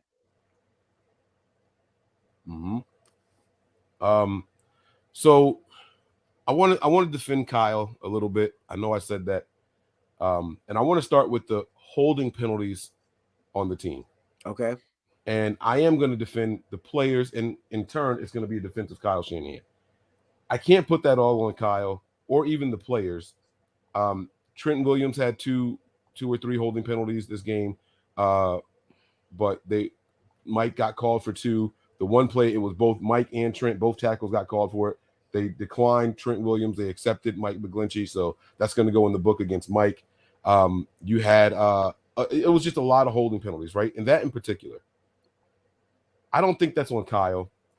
I think that's on this team adjusting to a running quarterback for the first time. That's fair. Right? And so do I think that they worked on that in this week of practice? Absolutely. 100%. I do think that they worked on it. I don't think that we saw some of these holding plays. We screamed at the screen. Like, come on, bro. Like, y'all being ticky-tack. And then you turn around and you look at how they didn't call the holding in the end zone against Arizona. Mm-hmm. It kind of felt like we had a target on us the Niners game. Yeah, it felt unfair. It felt like they were perfect. And then when they finally did call the holding on Kyler or the Cardinals, they said he wasn't in the end zone. They said he wasn't in, and we clearly saw him in the end zone. It was a shotgun. He was always in the end zone. Now, some people were saying that the hold has to occur in the end zone, but that's not the rule as far as I understand it. The rule is that he's got to be the quarterback. The ball has to be in the end zone for it to be a safety. Now, unless there was a rule change. The rule is that the rule is the holding has to happen in the end zone. Doesn't matter where the quarterback is. The hold has to happen in the end zone. That prevents the player from being able to make a tackle to get the safety. That's why it becomes a safety. So if the hold is inside. So if it's a holding downfield, like if it's a holding downfield, it doesn't matter that the quarterback's in the end zone. Correct. The hold has to occur in the end zone. I never heard that before in my life. Yeah, that's the rule. That's the way it's how does safeties occur then? Because it's rare that the offensive linemen are all the way backed up in the end zone. You get what I'm saying? What do you mean? What do you mean? How do safeties occur? How do safeties from holding penalties occur? Because it's rare that the offensive linemen are in the end zone. Even if they have the ball on the 1 yard line, the offensive lineman, like it's that's a really tough way to get a safety from a hold, and we've seen it happen plenty of times. But I don't know. I mean, if that's the rule, then cool. That's the rule. It's just weird. I would love to see that play again and see that there was no who they called the hold on. Do we know which player they called it on? They called him whoever was going up against Eric Armstead. Nah, because Armstead was definitely in the end zone when he got held in. He was in the end zone. Right. For The sure. first play he did. But the second play, they called it when he was at the 1 and then he fell to the ground into the end zone. That's the one they called. So if he fell to the ground in the end zone, how wasn't it a safety? Because the hold occurred on the 1 yard line. And then his body momentum carried him into the end zone as he fell. Yeah. Correct. I saw him. I saw Armstead go down the end zone for sure. Yeah, Armstead fell into the end zone. Yes, but they never call holding on us though. That was wild. Well, but the play before that, Armstead was completely held in the end zone, and they didn't by the collar, and they didn't call it. Yeah. Yeah. So it was like up on the shoulder pad. Yeah. That's one thing I want to shoot Kyle some bail on. When you look at this game is that the holding penalties against us. It's because the team was adjusting to a running quarterback, and they can't block and look backwards to see where he is at the same time. That's something that you have to feel, and the feeling comes from what the defender is doing. If you feel the defender going inside or to your right, then all of a sudden they change and they go to the left. You got to learn that, hey, maybe I got to let go because now the quarterback's probably on that side. But it could also be a swim move. So it's tough back there, and I think that those guys just have to be careful with that. I'm not going to sit there and blame Kyle. You didn't have the team prepared and stuff like that. That's not fair. And that night was that the reason that there's so many calls is because of the fact that it's a mobile quarterback. Once the quarterback starts maneuvering the pocket, the defender knows which way to go. The offensive lineman doesn't. So once they change direction, they have to switch very fast, and that's why you're getting a lot of holding calls because they have to switch hands. But I don't know, man. It's crazy. I mean, it's so funny because like we beat ourselves again. That's if you look at it, it kind of comes down to that. It kind of comes down to us. I mean, it goes back to, like you said, execution offensively with the holding calls putting us in bad position, the drop passes. That one dime to Mohamed Sanu was on a third play. The one to Debo that he dropped on third down play would have kept the drive going. Yeah. It was just lack of execution and stagnant offense, long penalties, and missed tackles on the defensive side. Like the Kyler Murray long run was a missed tackle. We had him in the backfield. Emmanuel Mosley dove and missed him on that one. And then he ends up getting how many ever yards. The ball that DeAndre Hopkins made a great play on was the underthrow where I think it was Jimmy Ward couldn't get back because he was trailing. He was right along with Hopkins, but then Hopkins stopped and came back to the football where he didn't have a play on. That was a play. He did a Tyreek Hill on us. I think Jimmy Ward makes. Yeah, I think if that Jimmy Ward makes a play on that. So,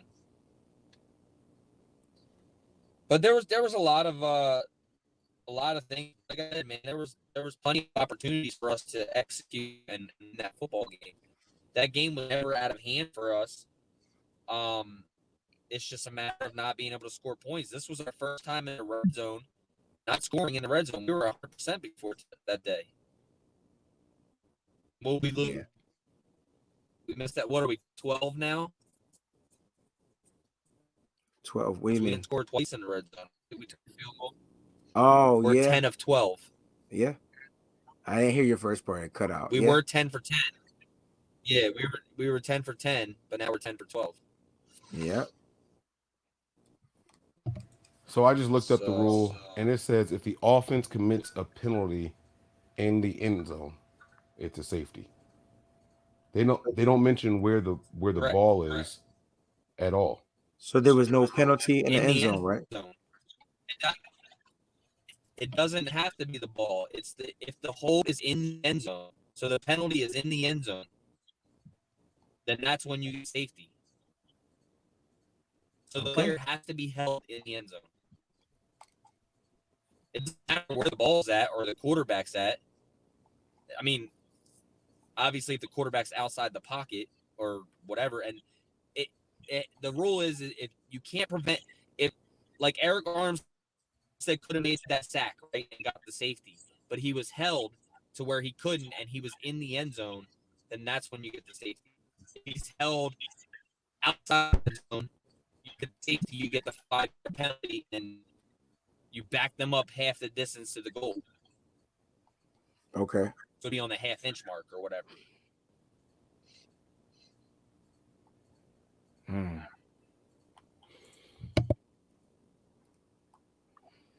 It's awkward. Another game they let slip out today. I was over here talking my ass off. My bad. Eric Armstead had a hell of a game. He was destructive. He was held the whole game. He was killing it in there, man. I was very happy with Eric Armstead. Our defensive line had a good game, honestly. Yeah. Our defensive line had a good game. Did D4 even play? Yeah, he was in there. He was the one. He was in that end zone that disrupted that pass that they didn't call the daggone holding on. He didn't play a lot. I actually read an article with the snap count. I could tell you how many snaps he had. I think it was like 11. Yeah, he didn't play a whole lot. No, it was only like 11. Hold on, I'll tell you. I got it here. Hold on. I hate that. I was searching stuff on my computer and it's in my history on my phone. That's not cool. You hate that? Yeah. That's pretty cool, Mike. I be turning off all that sync shit. Because I was looking at it on my phone earlier. It was Matt Mayoko that tweeted it out earlier. I'm gonna find it. Hold on. I'm gonna find the tweet that had the snap count. They did a whole article on it. If Trey and Jimmy out, we're gonna see. I seen that. Kiana Martin tweeted that, didn't she? Tweeted what? I think the snap. Oh, it hurts. It hurts offensively. Did we talk about? Oh, here's the snap count. Here it is. Special teams, defensive line, D4. Yeah, 11 plays. D4 took 11 snaps. Arden Key had 19. Maurice Hurst had 21. Ebukam had 22. Street had 25. Jones had 26. Kinlaw 36. Bosa 42, and Armstead 42. And when I was looking at this, well, I said I got to shoot Kyle Shanahan some more bail. We killed him about not using Aiyuk enough and giving Benjamin more snaps. Y'all not gonna believe this.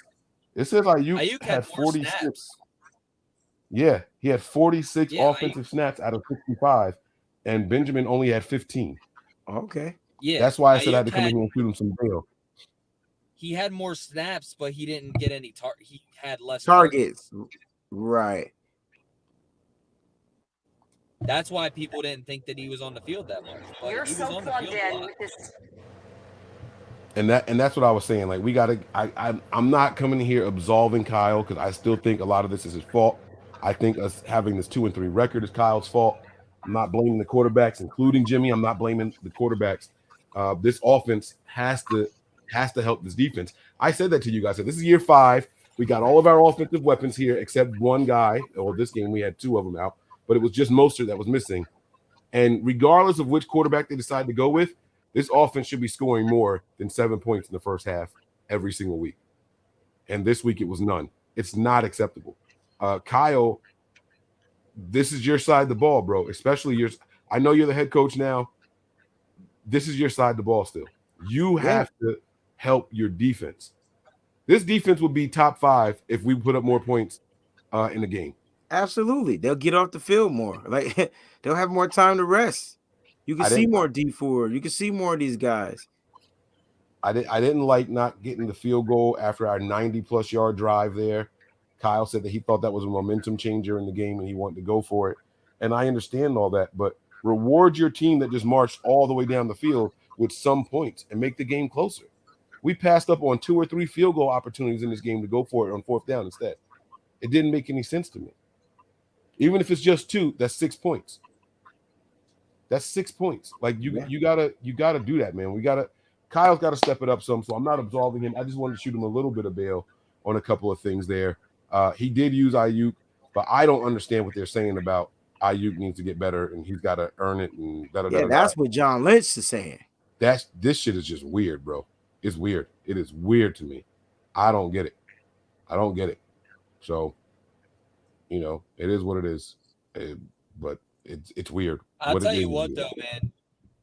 Through these first 5 games, particularly the last 2 games, I got to give props to D'Amico Ryans, man. Like, we have never been able to stop mobile quarterbacks, and we've done a very, very good job with Russell Wilson and Kyler Murray. The game plan on the defensive side of the football, being able to stop mobile quarterbacks, has been the best I've seen it in a few years. So, hands down, brother. Yeah, I mean, I gotta give props to D'Amico there and the players for execution as well. D'Amico, the players, and Trey Lance. I 100% believe Trey Lance has a lot to do with that. Oh yeah, from using him as scout team, yeah, absolutely. Yes, sir. But yes, sir. But that's the thing. You can always set a guy, like with Trey Lance, like they said before, Richie James would play, but Richie James would only come in on the RPOs and CJ Beathard would stay in on the pass plays. So you knew when an RPO type play was coming. With Trey Lance, that's where it benefits you, is you don't know where it's coming. But it's also the players being disciplined and staying where they're supposed to stay and executing in that way to where they're not biting as much. That's something that I don't want to say this, but Dre Greenlaw was really bad at too. Like he would bite hard. Azeez Al-Shaair is playing pretty damn well of containment. So it's crazy though. They're calling. They said that Trey Lance had 2 sacks, but I have a question for you guys. Or got sacked twice. I'm sorry. If he runs the ball and doesn't go forward, is that considered a sack? Yes. So he really didn't get sacked twice. Because one of them was a 4th and 1 or 2 that he didn't get, remember? Yeah, but if he didn't gain no yards, it's considered a sack. Right, that's what I'm saying. So they were credited with 2 sacks that game. So that means that they really didn't sack him twice. One of them was just a failed run, a rush attempt. I felt like I watched the same thing with Kyler Murray too. Like he got sacked more, but because he attempted the run, they didn't call it a sack. Let me see what we got for total because sacks. I thought because Bosa got him twice. Bosa got him twice, but he only got credited for 1 sack that game, right? He only got 5 sacks. Well, I don't think wasn't one of Bosa's like back at the line of scrimmage. It was behind the line, but I thought it was because it was a run. They didn't call it. You know what I mean? I don't know. Like it was like a designed run opposed to a pass attempt. So if it's a design run, that's not a sack. That's a run for a loss. Maybe. I'm not sure. I'm not sure. Because I think if they get back to the line of scrimmage, it's not considered a sack. It's a run play for no gain. Okay. That makes sense. Right. But I'm talking about if it's a design run and they get tackled and it's the quarterback, it's not a sack, it's a tackle for a loss. We just said the opposite for Lance. I don't know, man. I don't know. I don't know.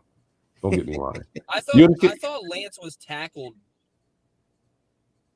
in the backfield though, like on different plays. I thought he was sacked twice back there. Maybe. I don't know. I know there was one of them that was a big sack. He did get one for like 4 or 5 yards back there. So I don't know. There was one that was like there was a one where he tried to maneuver and got sacked, and then there was one where he got the snap and went to go hand it off and kept it and got sacked again instead. Where he tried to roll, like he spun out and then J.J. Watt hit him. He faked the handoff and then tried to roll out real quick and got hit there. That was a sack though. Well, the 2 sacks that they were accredited for, one was by Zach Allen, and then the other one was split between Vallejo and Simmons. It wasn't J.J. Watt. He didn't get credit for any sacks. Maybe that's who it was, Zach Allen, that he went into. Oh, the other guy. That kid had a big ass game though. He did, yo, and I got tired of seeing him do his smack his stupid dance. Smack the shit out of my TV with his fucking stupid dance. I like that, man. I was like, check you out, young man. All right. Nah, bro. That shit was stupid. Oh man, I can't. All right, guys. Well, listen, we're not gonna drag this thing out here, man. Do you guys have any other thoughts? I'll tell you what. Let's do this. It's the bye week here.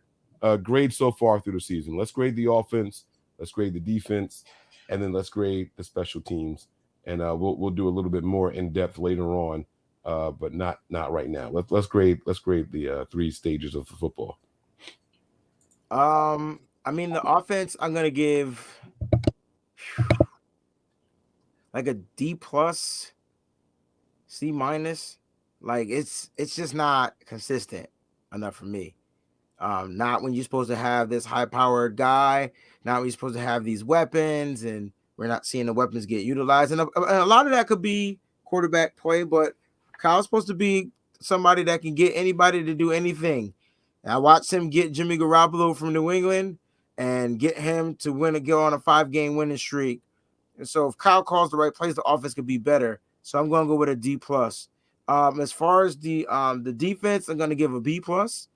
I understand that they give up some big plays, but the defense is resilient, man, and they bend and they don't break. Like that's the one montage that Robert Saleh has passed on to D'Amico Ryans. You'll see a big play, you'll see a bad penalty call, like you'll see the pass interference on Josh Norman, and the team still don't get in the end zone. You'll see a holding right on the next play, and the team still don't get in the end zone. They're a bend don't break team. So D+ for the O. B+ for the offense. I'm gonna give special teams. I'm gonna give special teams an A. Minus those 2 bad Trenton Cannon thingamajiggies. This special teams gets down there on kickoff. They get down there on the punt. I mean, guys aren't getting yardage, and that's big. On top of that, your boy Mitch Wish is kicking the joints inside the 20, and they getting the ball. And we know bad field position. So I really like what the special teams is doing this year. Shout out to Hightower. He's definitely doing his thing. I like it. Nick, what you think, man? Offense, I'm going any. Non-existent. Them motherfuckers get an F. They get an F. That offense is non-existent. That offense has not showed up since week 1. And that was against a piss-poor Detroit Lions defense. So I'm giving them an F there. I'm going to give them special teams. I'm going to give them an A-. The only reason I'm giving them an A- is due to the fact that we have had some fumbles and turnovers on special teams with Trenton Cannon. But like you said, Wayne, Mitch Wishnowsky is what puts that up to an A. Like that A-, because he's just booting the hell out of the ball. Field goals, I mean, I don't know. They're kind of non-existent too. So I don't know. We don't attempt them. Yeah, we don't attempt them, and we don't have a kicker, right? So, I mean, we have a kicker now, but defensively, I'm gonna go with a B. And the only reason I'm gonna go with B is I know you guys hate me for this shit, man, but I was on it last year. But Fred Warner is not playing as good football as he should. I don't think he is. I don't know. He's not playing at that all-pro level. Not that he's not playing bad, but I just don't think he's playing at that all-pro level that he was playing at last year. I think he's digressed a little bit. And you know that before he got paid, I said Fred Warner was missing tackles. He ended up taking that to another level, making a difference. I just don't think that I see that out of him right now. And that's not every single game, but it's not, I don't see him playing at that high level. But as far as defensive play calling, if D'Amico Ryans didn't stop the run like he did with Russell Wilson and Kyler Murray, or change to where he wasn't disguising his coverages, I probably would have went a little lower. But they're definitely, D'Amico Ryans is definitely a bright side of this defense, as well as this team. So that's everything, right? Offense, defense, special teams. Is that everything? Coaching? So yeah. No, we didn't. We didn't do coaching yet because I think that should be separate. I think coaching should be separate. Yeah. I'm going to give the offense. I'm going to give the offense a D. For all the obvious reasons. I know they did the quarterback switch and stuff like that, but the first halves are just killing us. They're making the games be over before they start, and it's just not fun. It's not good. We got to do more, and it's not about total points. It's all the different possessions we have that we walk away with no points. It's just not good. It's not good. Now I understand the one game where we didn't have a kicker, right? So you got to go for it on more fourth downs and stuff like that, right? But last week wasn't good. And we haven't played a defense that is that kind of defense that can hold us out of the end zone. We haven't played those top tier defenses yet. We haven't. And you look at our schedule, we don't have a lot of top tier defenses on there, but I don't have any confidence that we can go in there and put up, 10, 14, 17 points in the first half until I start seeing something better. So the offense, I'm going to give them a D. The defense, I'm actually going to give them a C, even though I think they deserve higher. I think the offense is kind of demoralizing the defense when you see those guys out there playing as hard as they are. The offense not getting you anything in return. I think you you're human. You see it and it's like, oh my God. And then the other thing that I'm holding against the defense is the lack of turnovers. Where are they? We got one last game, and I think we had one week 1, right? But force some fumbles. Even if you don't recover them, force some fumbles. You know what I mean? Get your hands on some balls. Where are the interceptions at? Like, we got the one. It's not enough. I want to see. Go ahead.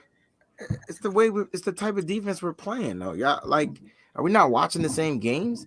They're playing off coverage, doing a lot of underneath routes. Like, those aren't pickable passes. Like, those are like. You can still get the fumbles. A guy that everybody hates on this team that says shouldn't be here forced a fumble and recovered it. Fred Warner's not punching at balls like he used to. And if he is, they're not coming out. Yeah, the guys aren't. I mean, how many freaking turnovers did we have last year total? Like I like it's not going to be a high number just because you see it. It just means the ball ain't coming out. That doesn't mean they're not out there trying. I don't get that. Like, it's just, I don't know. That's how I see it. Dante Johnson got his hand on the ball. Jontae Johnson got his hand on the ball and it came out, but that doesn't mean guys aren't trying to get their hands on the ball or punching on balls or whatever. Who knows? I don't know.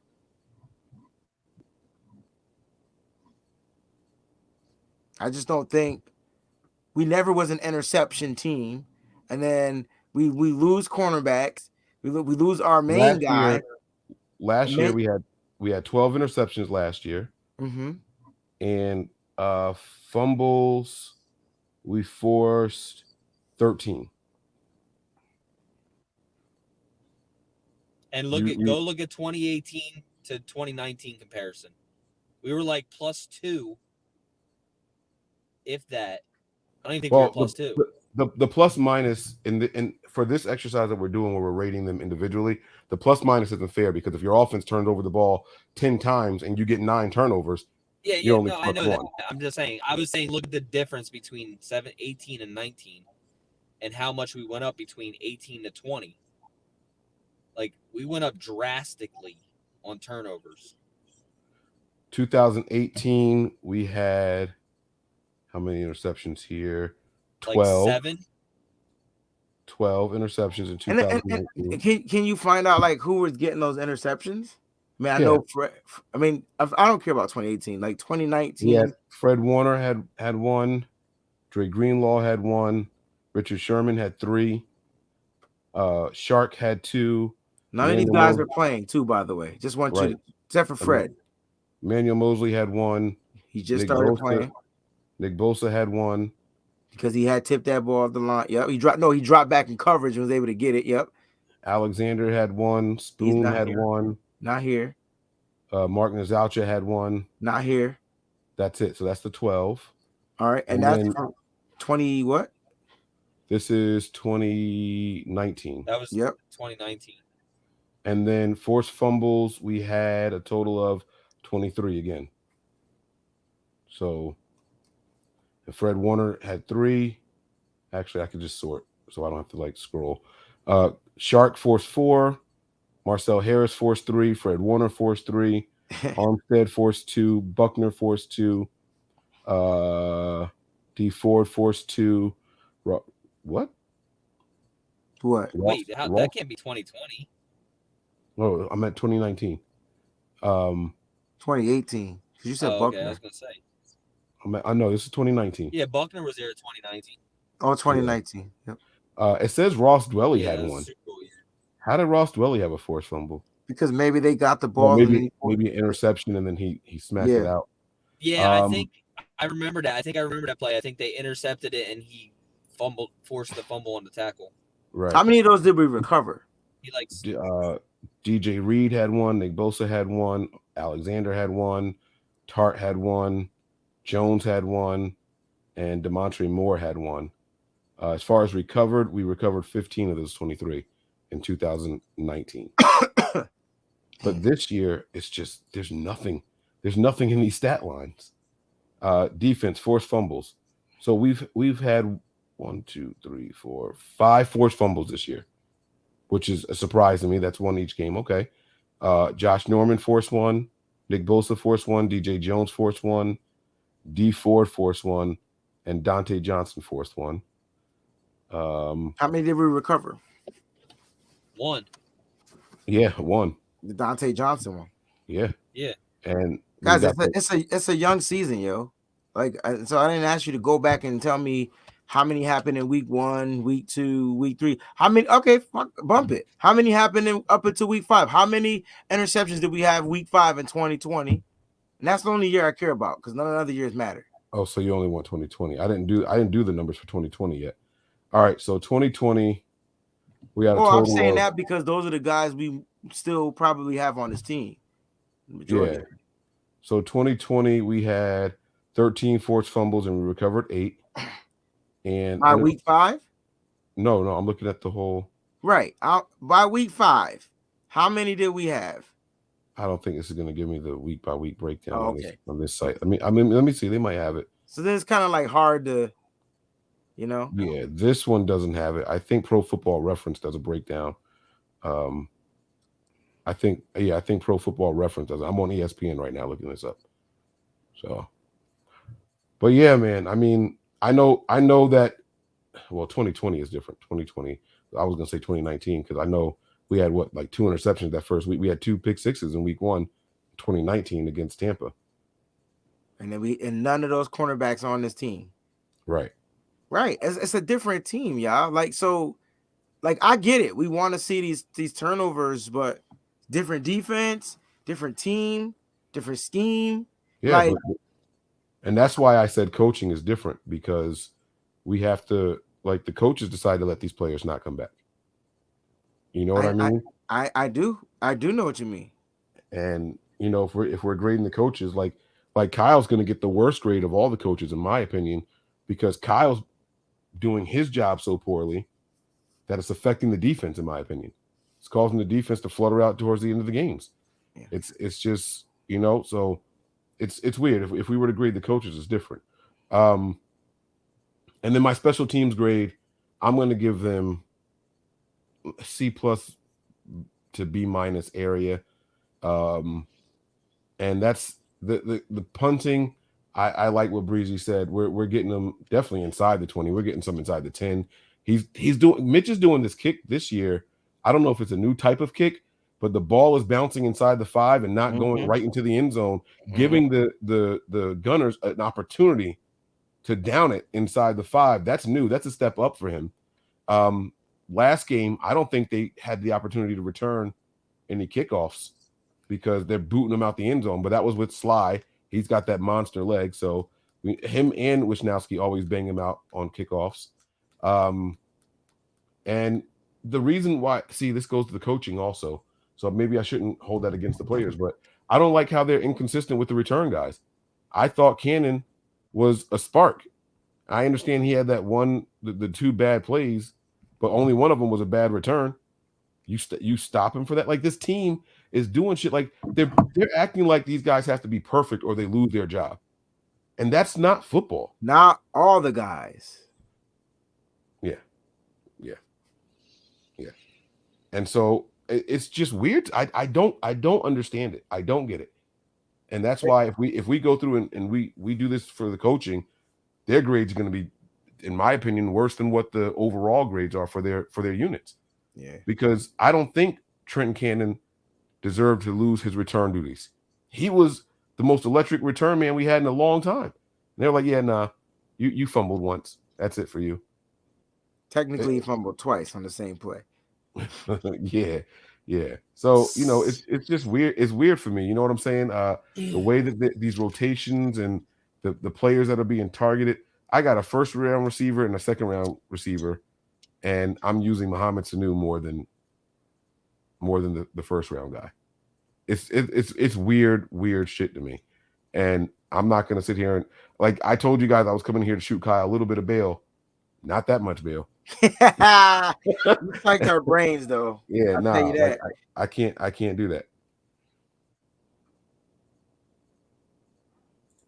that. J-Dog Boston. J-Dog. You can read that, Nick? Yeah, I can read that. What's it say? Nick, them glasses is too cool. It says Travis Benjamin has 4 punts, touchdowns. What the F? 4 punt TDs? You talk about returns? And in his career. Yeah. What? But he's not the same Travis Benjamin, yo. Like, so you got to remember, we getting these players on discount double checks, man. Like, we getting them in the AARP phase in their life. But again, that reflects on the coach, right? The coach picks these players, and I don't know. Look, guys, we have a bye Why week. does everybody say, can I see? Yes, I can see. Because the glasses are covered on our side, right? So we're looking at the San Francisco part, and so we're trying to say, can you see through those lenses? I mean, we sure you can see, but it looks funky, right? It doesn't look clear to us. Look like you see. Get funky one time. It looks clear. It looks clear. Oh, okay. There's no. That's why I'm just saying. That's why they asked me, though. But yeah, so I mean, it is what it is, guys. Bye week is here. We're gonna bring you guys some bonus content, some good stuff. Make sure you guys are locked in everywhere. The 49er, Nothing But Niners are. We have the Patreon account also for you guys who want to stop by over there. That is patreon.com/NBNiners. I'm going to be putting up some new content over there tomorrow. So make sure you guys get on over there. Check us out. We gave you guys a bonus for the lower tier. We only do the games, but I snuck one in there. Eric Crocker and I did a 1 a.m. video following the overreaction show. We did. Eric tweeted, this guy, he's like Twitter God. I don't understand what he said. He quote tweeted Brian Baldinger's thing, and then he said something. And then at the end of it, he was like, 49ers, Mike, you might have been onto something with your theory or your conspiracy, whatever he said. And I gained like 20 followers. I hadn't tweeted all day long. I opened up Twitter and my notifications were going crazy. And I'm like, what the hell did he say? And then people were like, well, what'd you say? What was the theory? And this is where I got conflicted. As bad as I wanted to answer the question, that was on Patreon. Like, people paid for that. So I can't give away the goodies that people paid to get. I can't just tell you what it was, right? Am I wrong for that? Like, you guys tell me. No, because you already have people, you know what I'm saying, that just tell them just hey, go check out the Patreon account. Yeah. So, you know, I don't know. But that's it. I don't have anything else for you guys tonight, man. Let's do final thoughts and then let's go home, man. I gotta go jump in the shower and blast some music and wake everybody up in my house. Step into you know I gotta go play that now, man. Final thoughts, man. This team needs to find its identity. Kyle Shanahan needs to look in the mirror this bye week, figure it out, find the identity of this team, move forward, start Trey Lance, and I mean that's pretty much what's missing. Don't you think we need to change our identity? I think we have a pretty defined identity right now. No, we don't. What, inconsistency? The offense is. The offense has been consistent as shit. Nothing in the first half. Consistently horrible. Yes. So, but that is an identity. You know, like when we sit there and we look at, can the Niners win this game? We say, yeah, that's a bad team, right? That's what people are doing to us. That's our identity right now. Our identity is a bad team. We got to change our identity. Right, but what I mean is you have to find the identity of what you're going to do to make your offense function. Like, you have to find what you need, what players you need in there, what play calling type stuff you got to utilize. Put your players back in position for success. I don't think we have our players in for success right now. Obviously, with Jimmy Garoppolo starting as well. So I don't know. Yeah, but we came into this season thinking the offense was going to carry the defense, and right now it's the other way around. Right. We got a first-time defensive coordinator. We got Kyle Shanahan and a healthy team with two quarterbacks at his disposal. We definitely thought it was going to be the other way around. I'm with you. I'm right there with you, bro. Yeah. So. Well, I mean, to piggyback off of what Nick is saying, I mean, it starts with Kyle Shanahan, though. So Kyle's got to find himself, and him being the head. That's the only way that this team is going to be able to be all in. And then he's got to find a way to, like, Kyle's got to make a decision, and Kyle's got to tell his players they need to sit down and have a conversation, and whatever the decision is, they need to rock with it. But he can't keep, shifting the decision. Like, either do one or do the other. And I think he'll get his players back. I think Kyle's losing a little bit of his locker room personally. The team is not in turmoil yet, but I guarantee you if they lose a couple of more games in a row, then you're going to start seeing some stuff, and some stuff going to start coming out. I guarantee it. So Kyle needs to take this break and find himself in order to find his team. And so if he does that, I guarantee you the 49ers will go on a win streak. They'll start turning it around. They'll start playing for one another. Because I can tell you right now, you don't want the defensive. We've seen defenses not talk to offenses, Mike. Let's not act like we've never seen that before in our lives. Those guys don't get along. There's times where they won't get along. They won't have conversation. We don't want that in San Francisco, right? We don't want that, right? So we want this. We want the defense to pick up the offense and the offense to pick up the defense. But it starts with the coach. And then it starts with him getting his coaches in line. Then it starts with them getting their players in line. And so if Kyle's going to be that guy, he's a young guy. If Kyle's going to be that dude, he needs to connect to his players, man. He needs to get back to the basics. And I think that's what it is. I think he's far away from the basics. And sometimes you got to hit, Mike, the reset button. There it is. I like that. Wonderful call back there. Here are my final thoughts for this evening and going forward, guys. New England Patriots, Pittsburgh Steelers, Kansas City Chiefs, Philadelphia Eagles, Washington, Minnesota Vikings, Atlanta Falcons, Seattle Seahawks, and San Francisco 49ers. They're all 2-3 teams. And I'm willing to bet you that 3 of those teams that I just named make the postseason. Can we be one of them? That's the question. The Niners, the Vikings, and Kansas City Chiefs. I don't know. The Chiefs, yeah. Kansas City Chiefs. I'm willing to bet you 3 of those teams make the postseason.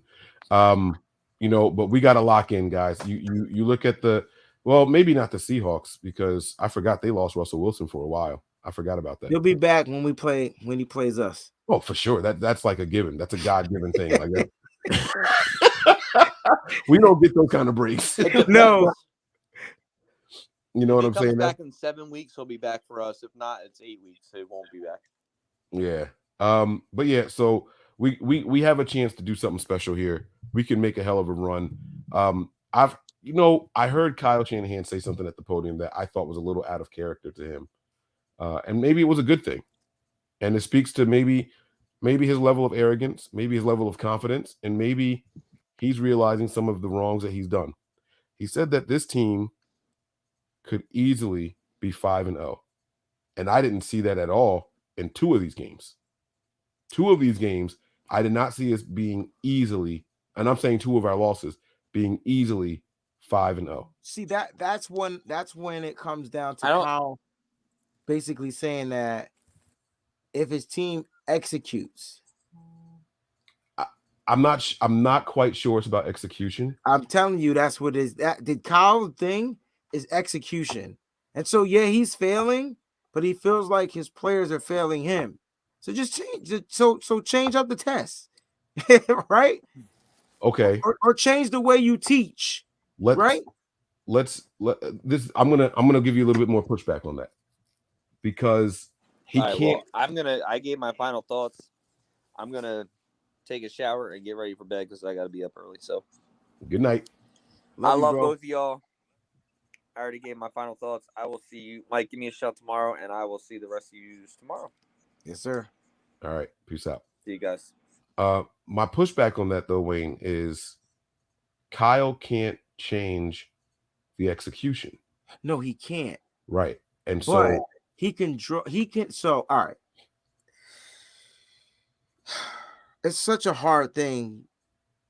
This is why 1 minute I hate Kyle and the initial reaction.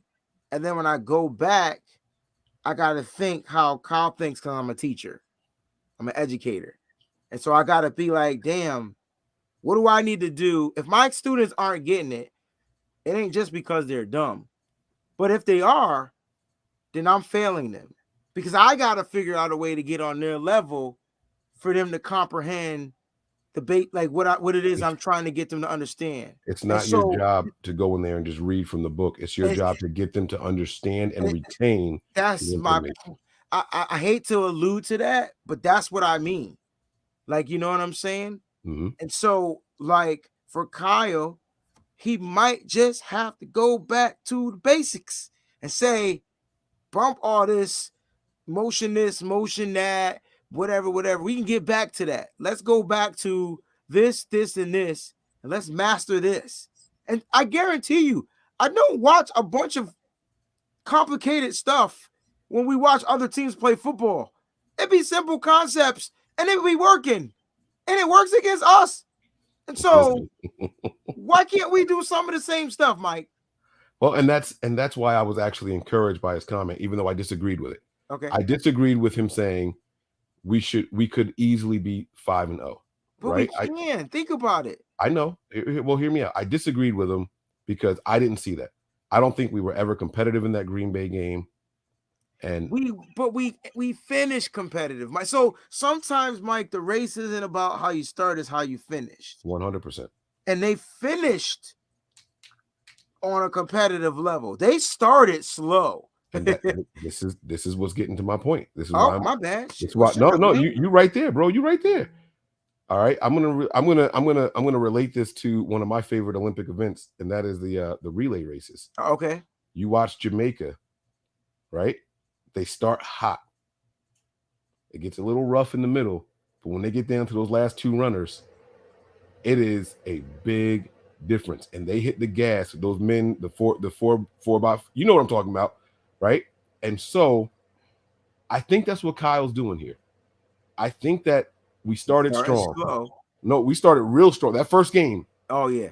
30 plus points. Oh shit, we on to something here, right? Right. Because remember, I asked for 30 plus a year. Remember at the beginning of the season. We started there.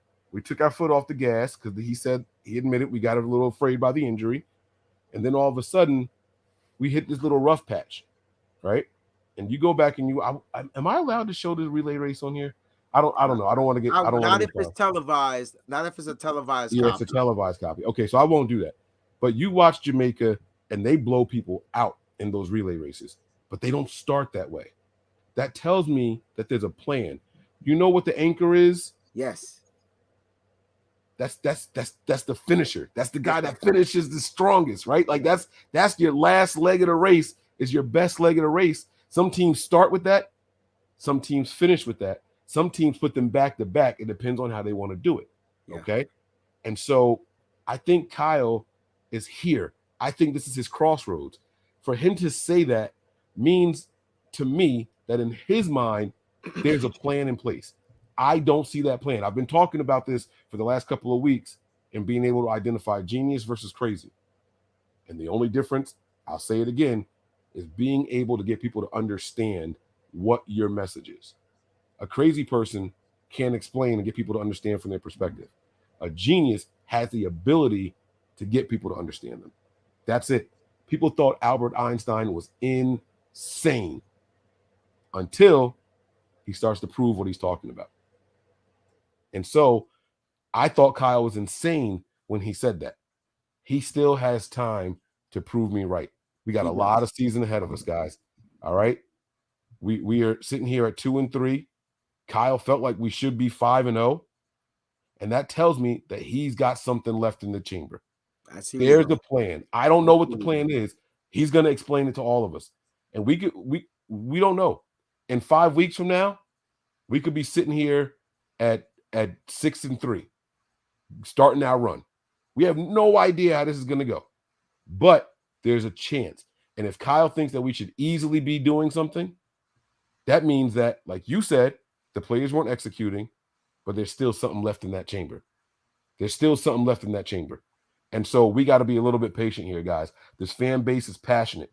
I came on, and I can't tell you how many times I have bashed this fan base for being crybabies and extremists and all that. But that's passion, because we expect and we want better. I think there's a chance that we can get that better. I think there's a chance that Kyle has a plan. I hope. Maybe it's just me hoping. Maybe it's just me hoping that Kyle can do better. But I tell you what, I'm going to be locked in.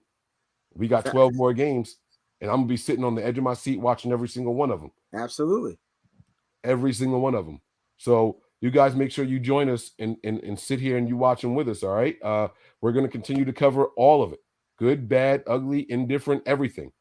Everything. We're going to continue to cover it. We want you guys to stay faithful, and I don't think that's a problem. I haven't seen anybody say, fire Kyle Shanahan or I'm switching teams. It's fire Kyle Shanahan. That's cool. That's passion. But these guys are truly faithful. So shout out to the fans. I've been giving you guys a hard time. I've been giving Kyle a hard time. But again, I said I was going to be laid back this show, and that's what I'm doing. I'm laid back, and I'm going to relax. I said I watched that game, and I said I had no expectations. And how many times during that game were you and Tony pissed, and I was sitting here like, it's all right, guys. Like, it's okay. I think I was getting I got to go back and watch the tape. I got to go back and watch it on what you call it, because there was times you got mad a couple of times. You was like, what the fuck was that? What the fuck? But that's your passion, bro. That's your passion. Yeah, absolutely. I'm still a Niners fan, but, you know, I had no expectations. But I saw a lot of positive things there, and that was from players, including Trey Lance. Not just Trey Lance. I saw other players doing some positive stuff, some great catches by Brandon Aiyuk. I think Brandon Aiyuk, you heard what Lynch said, or we read what Lynch said. I think Brandon Aiyuk earned some stripes this last game. I think he's putting himself back in there in that mix to be the top guy or one of the top guys, not just a guy. Just give him some more targets, yo. That's right. And this could be part of the plan. So I'm going to sit back and I'm going to watch it. And to the Patreonians, you guys out there, I'm going to put a poll up, and I need all of you guys to vote. I believe we have over 40 people on Patreon right now. We have a bye week this week, but that doesn't mean that you guys don't get to see us. I want you guys to pick a game. If there's a game that you guys want us to do and cover, we'll do that. All right. We'll just sit there and we'll watch the game with y'all. I'm a football fan. I can watch a regular ass football game. We can sit there and we can just watch Red Zone if y'all want to do that and watch them all together. You guys let us know. I'm gonna put it in there, and you guys know to leave comments under the post because obviously I can't fill it out.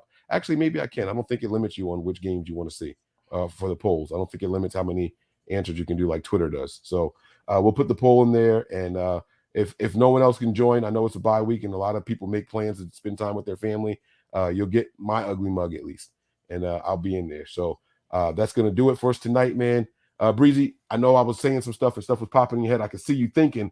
Was there anything else you wanted to say before we go? Nah, I'm good. But just tune in tomorrow to Nitty Gritty Niners, man, on that Wayne Breezy channel, man. If you're not already subscribed, please do so. We're going to be going live tomorrow. And we're doing a show for the fans. So you guys are welcome to be on the show at any given time. Yeah. 8 p.m. I like it. I like it. Guys, if Peachy's drinking, just be careful of what y'all say. That girl has She will cut you. That's the rule. She been on one. Y'all got a revitalized fan in me. Peachy turned up this year, bro. She is bringing it, man. And she sit there just calm and patient, wait her turn. Yeah. She just sit there. She read the contributions. She sit back. She redo it. Y'all got y'all assignments there. She be on her stuff, and she be like, okay, well, we're gonna say this, but we're gonna get this contribution first. And then when it's her turn, oh man. And then my guy Mose, oh man, y'all bringing it over there, man. I like it. I like it, man. I like it a lot. So y'all keep it up. Get on over to the Nitty Gritty, guys. We appreciate you, faithful. All right. Thank y'all for checking us out. And we about to go home, man. Prepare for glory. Anticipate pain. But always remain faithful, y'all. We out of here. Peace. We all gas, no brakes, pumped up, no fakes. We spinning, we winning, we high stakes. We never miss, we all makes. Look at us dudes trying to prove, bringing you news with nothing to lose. Mike, Nick, Tony, Wayne, Method Man, we bring the pain. Hey, see, I'ma confess it. We under the pressure. If you looking to find us, we them nothing but Niners. We nothing but Niners. We nothing but Niners. We nothing but Niners. We nothing but. We them nothing but Niners.